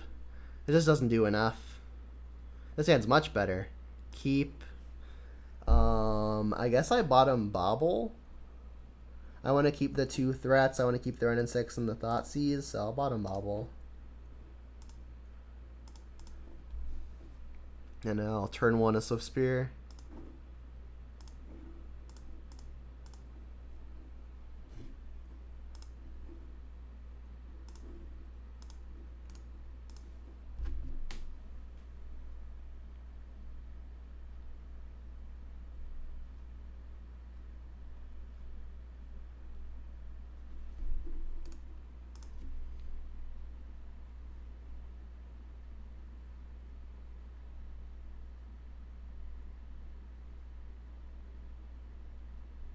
Just 1 second, sorry.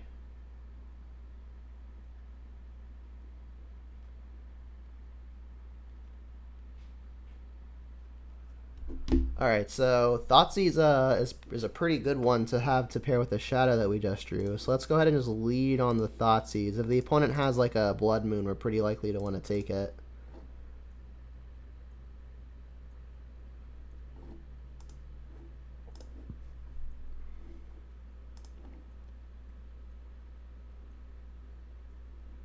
Oh, it's a Company deck. 3 copies of Collected Company and an Arbor Elf. Well, we've got the Renin 6 to pretty easily deal with the Elf, so I'm probably just going to take a Company here. Doesn't exactly punch a hole in the hand.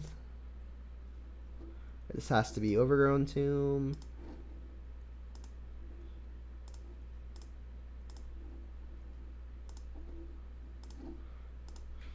I'm just like telling my my group chat that I played against Logan Nettles.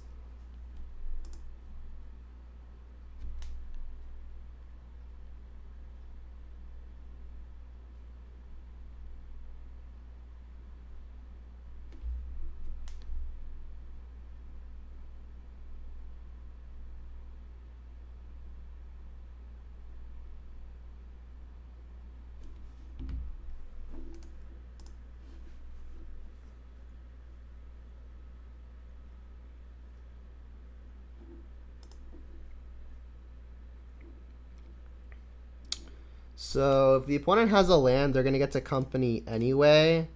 If I Renin 6 and get back a land, I could fetch Shock, play a Shadow, and attack for a lot.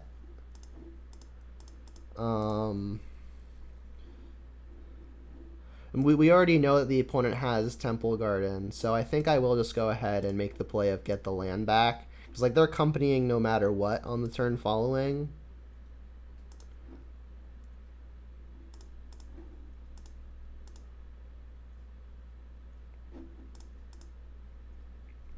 So I think I'm just going to do this, hit for 6, and then play another Shadow, just continue building the board.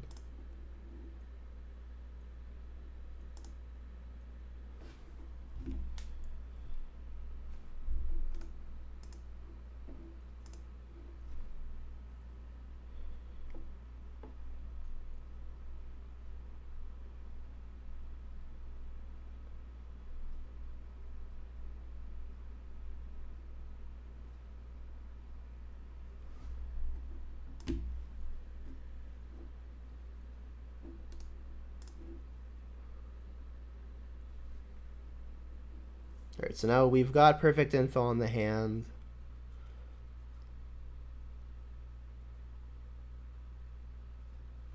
So they're going to get to Auriok Champion and Company here off the back of Arbor Elf tapping for effectively 2.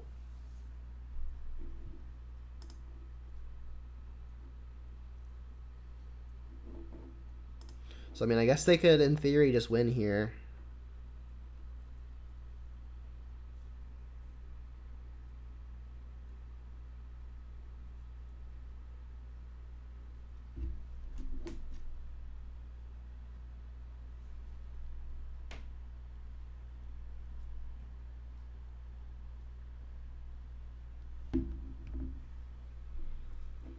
Well, double Auriok Champion is going to make it pretty impossible to punch through.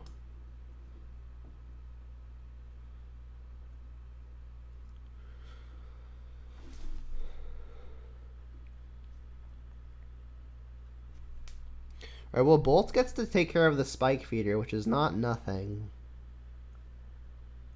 And I'll actually get to get a damage through. Start getting some damage through, I guess. So, I mean, all things considered, this is turning out pretty okay. I should definitely get this off the field now, though, so it can't block.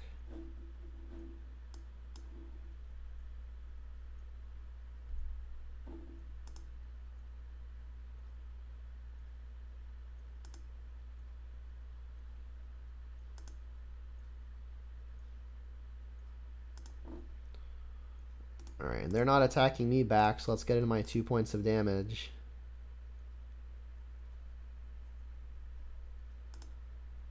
And then I can kill the Arbor Elf, cut him off of 2 mana, and then play a 4/5. Alright, that's what I got. Company me again, try not to kill me.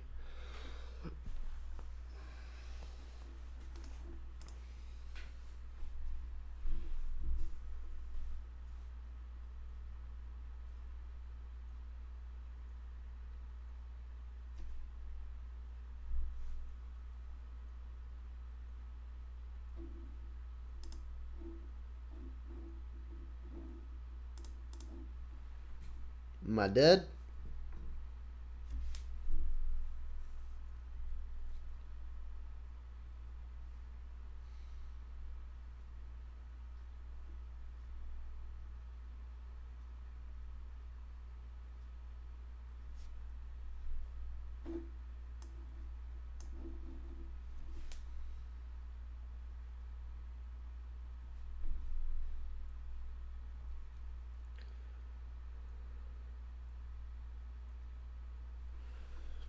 I mean, no one of the 2 combo pieces in play. So I mean, maybe I can grind through this, but the Auriok Champions are going to be really, really difficult.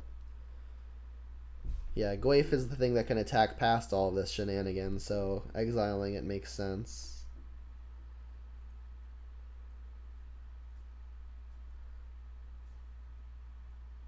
Thoughtseized is actual nothing. So this looks like a turn where we're just getting back Lurrus, killing Arbor Elf.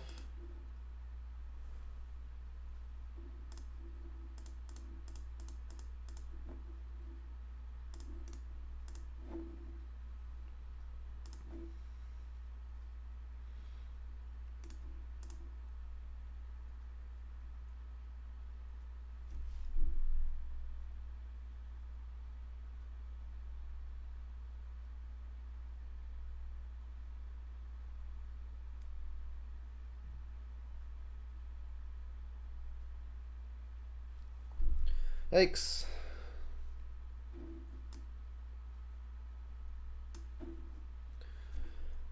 So now we're probably just dead to really big Auriok Champions. They can remove counters to put 2 counters on because of the Conclave Mentor being effectively hardened scales.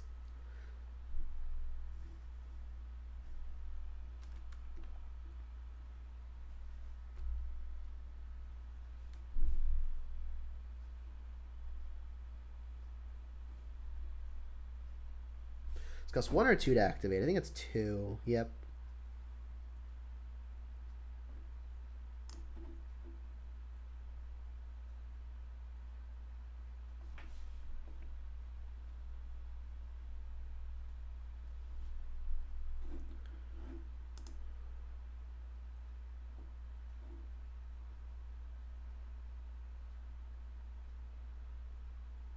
Scourge. That's a 0/0. Yeah, the opponent's just gaining way too much life for that to be a card.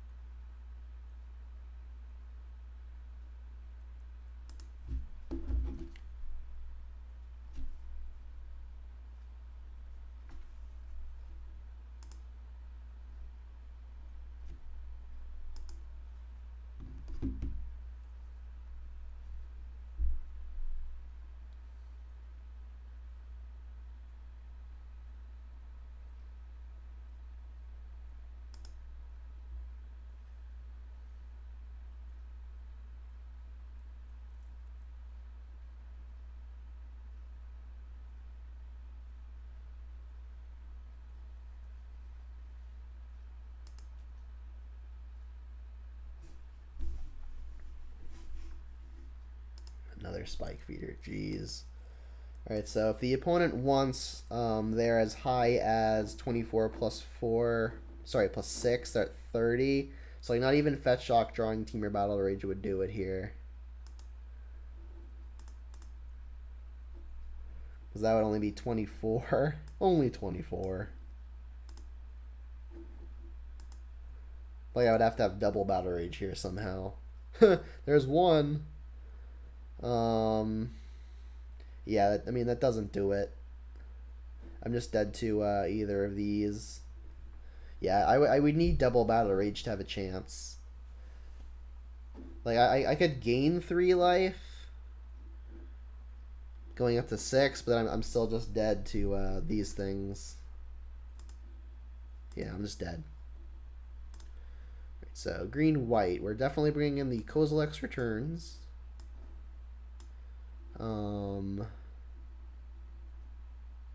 That's kind of it, isn't it? Like, they're not really a graveyard deck. I guess like Trophy is a way to kill a combo piece, but not even the Indestructible half, so it doesn't seem great. It's probably just the Kozilek's Returns. And then take out, I guess like Scourge is particularly weak when they're gaining a crap ton of life.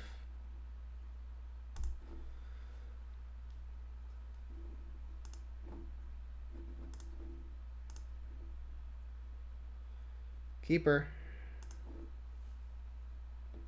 So Fetch Shock, Thoughtseize.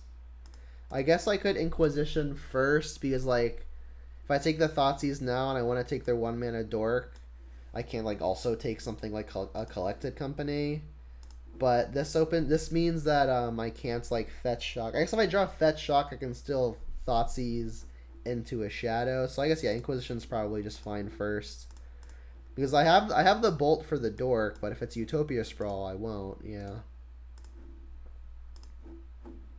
Like also, Bolt is probably just better used as like a way to disrupt combo by actually killing a creature that matters. Inquisition's fine. I guess I just double Hand Disruption here.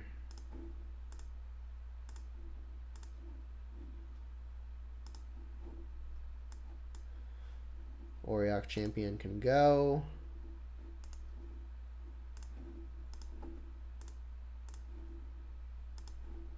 And then between Skyclave Apparition and Mentor, I guess it's gotta be Apparition. Mentor is like obviously a threat, but I've got ways to deal with threats, including just outsizing them.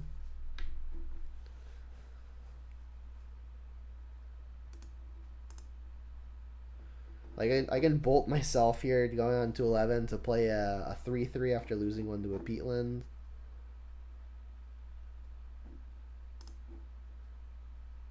Or I could just play a Tarmogoyf. That seems good too.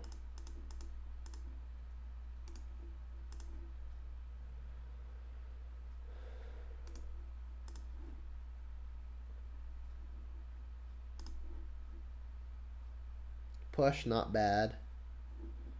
I'll attack.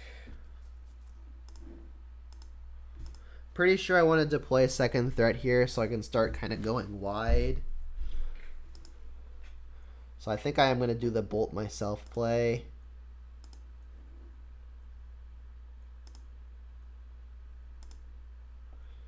Go down to 10 and then down to 9 to make a 4-4.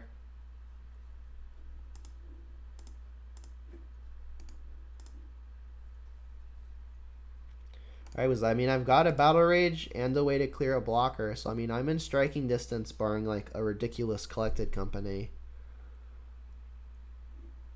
And that was one of the newer cards. Alright, so it looks like we're in the clear. Unless I've mistracked and this is the Wooded Foothills.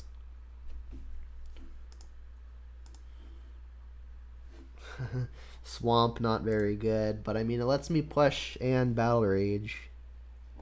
Glyph's 5/6. I mean, this might be enough.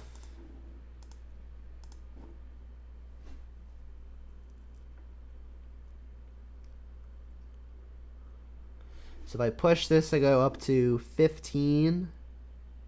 It's not quite lethal.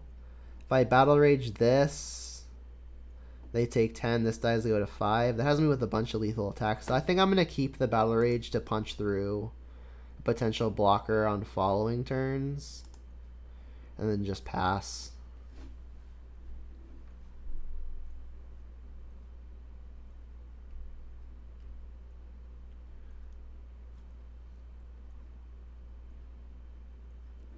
Sure.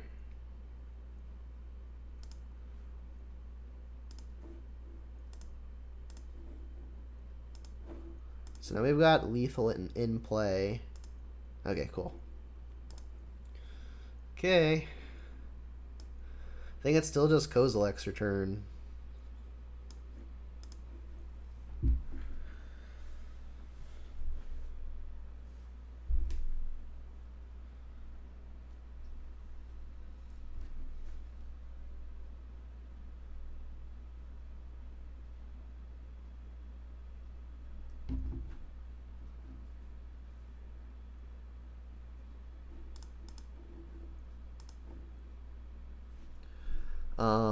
I mean, as far as one-landers go, this is kind of the nuts.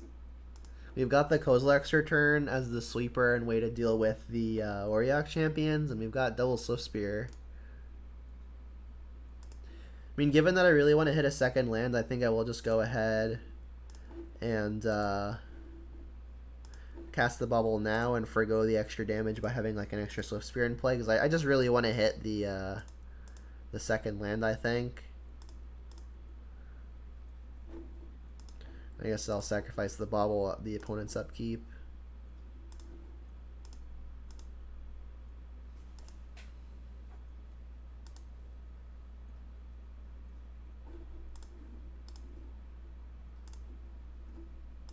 I've got the Auriok.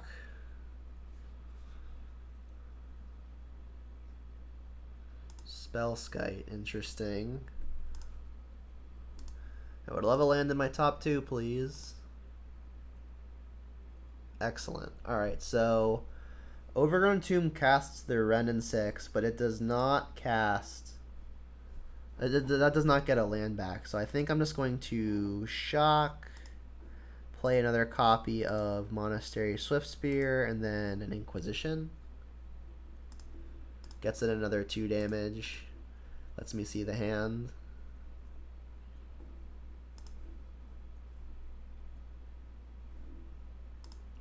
So they've got Auriok Champion, Giant Killer, Heliod, Path to Exile, and a Spike Feeder. Alright, well, Kozilek's return deals with all those creatures.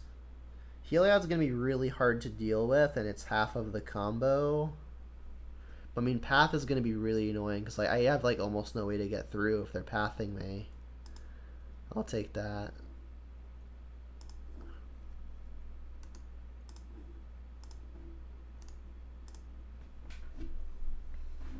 And like next turn, if I really want, I could Wrenn and 6 the Spellskite and Lightning Bolt the Spellskite.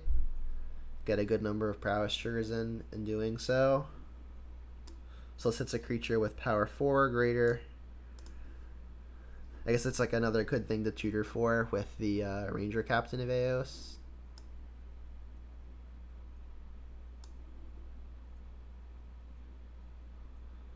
This is just a Heliod, I feel good.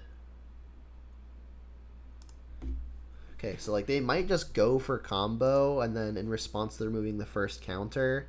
I can Kozilek's return, which means I can't tap out.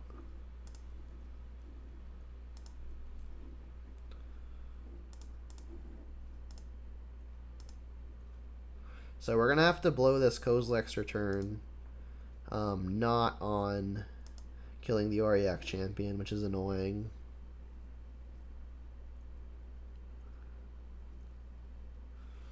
So yeah, maybe Path to Exile was just the wrong take.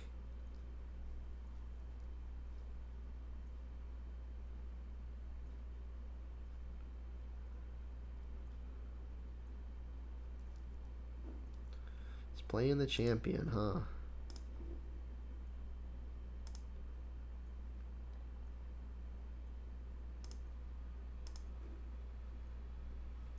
Fetchland's actually not that bad here. That lets me have a bolt available. I mean, it's not really going anywhere but for the Spellskite. But I mean, if I attack, I get to bolt the Spellskite.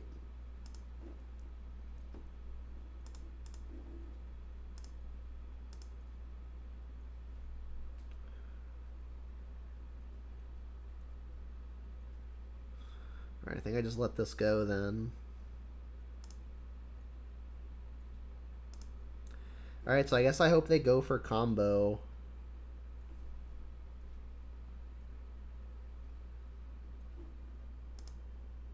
The issue is, like, they don't actually have to go for it here. They could just hold it up forever.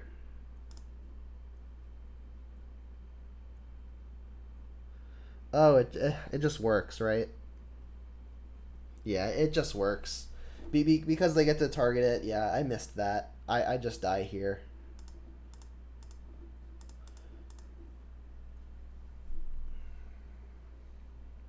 Yeah, they just remove a counter in response and they go infinite. So as long as they see it, I die. I missed that. I mean, there wasn't much I can do about it anyway. Like, I get to, in response to this, I get to Fetch Shock a Blood Crypt and bolt it. But the Spellskite gets to redirect.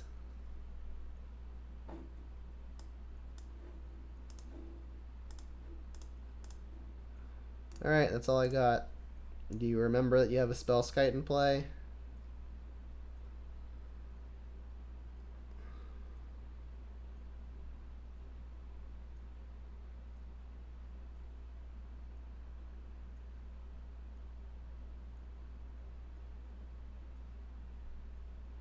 They don't.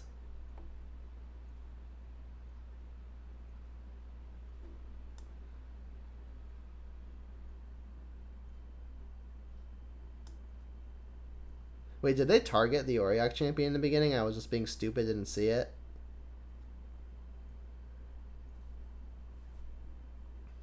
I should have double checked.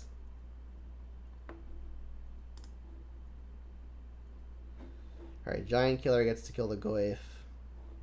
But I mean, that's happening no matter what. Yeah, so I just really just messed this up, is what happened.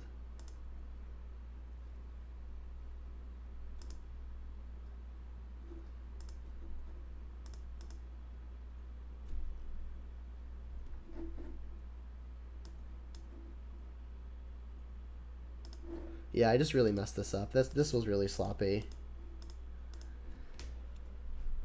Yep, 1:30 in the morning will do that, I guess.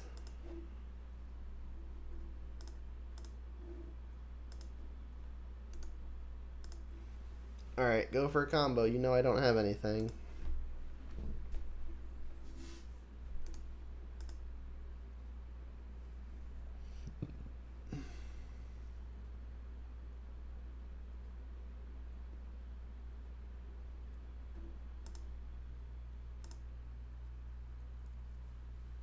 Yeah, I'm just like never ever punching through this Spellskite. Like, I think my only good way to win this now is like running Temur Battle Rages.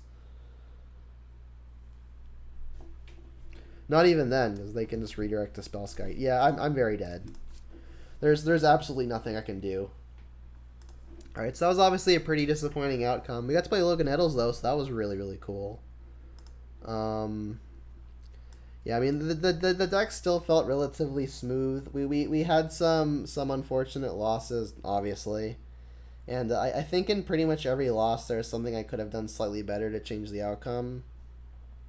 So, I mean, yeah, I'm just going to have to watch some replays and really figure it out. I don't have a whole lot to say about this particular iteration. I mean, again, it's still just a copy and pasted list. It did really well last league 5-0ing, and it did worse this league. I guess something I continue to be skeptical about. The Ancient Grudge, I'm pretty skeptical about. The Boils as well. I know Boil is good, but in a deck with only 19 lands, 2 Ren and 6, I just don't think 4 mana is a very realistic. I don't think it's a very realistic goal to have. And I've brought in the Kroxa only versus the mid-range decks, and even against mid-range decks, like there are other good tools to bring in versus Kroxa that apply versus other matchups. So I guess I'm skeptical of this Kroxa as well. I'm kind of skeptical of this Kolaghan's command for the similar reason of Kroxa. Like, it's obviously going to be good in a lot of spots, but 3 mana is a lot, especially for this deck. So, I mean, moving forward, I think I'm confident enough to start making some tweaks. So I think I'm going to start with probably changing these 5 sideboard cards and probably leave the main deck as is and then see how that feels. So that's going to be it for this recording. Thanks, everyone, for hanging in there and watching me punt. So hopefully I'll play tighter when it's not early in the morning. So all right, good night, everybody.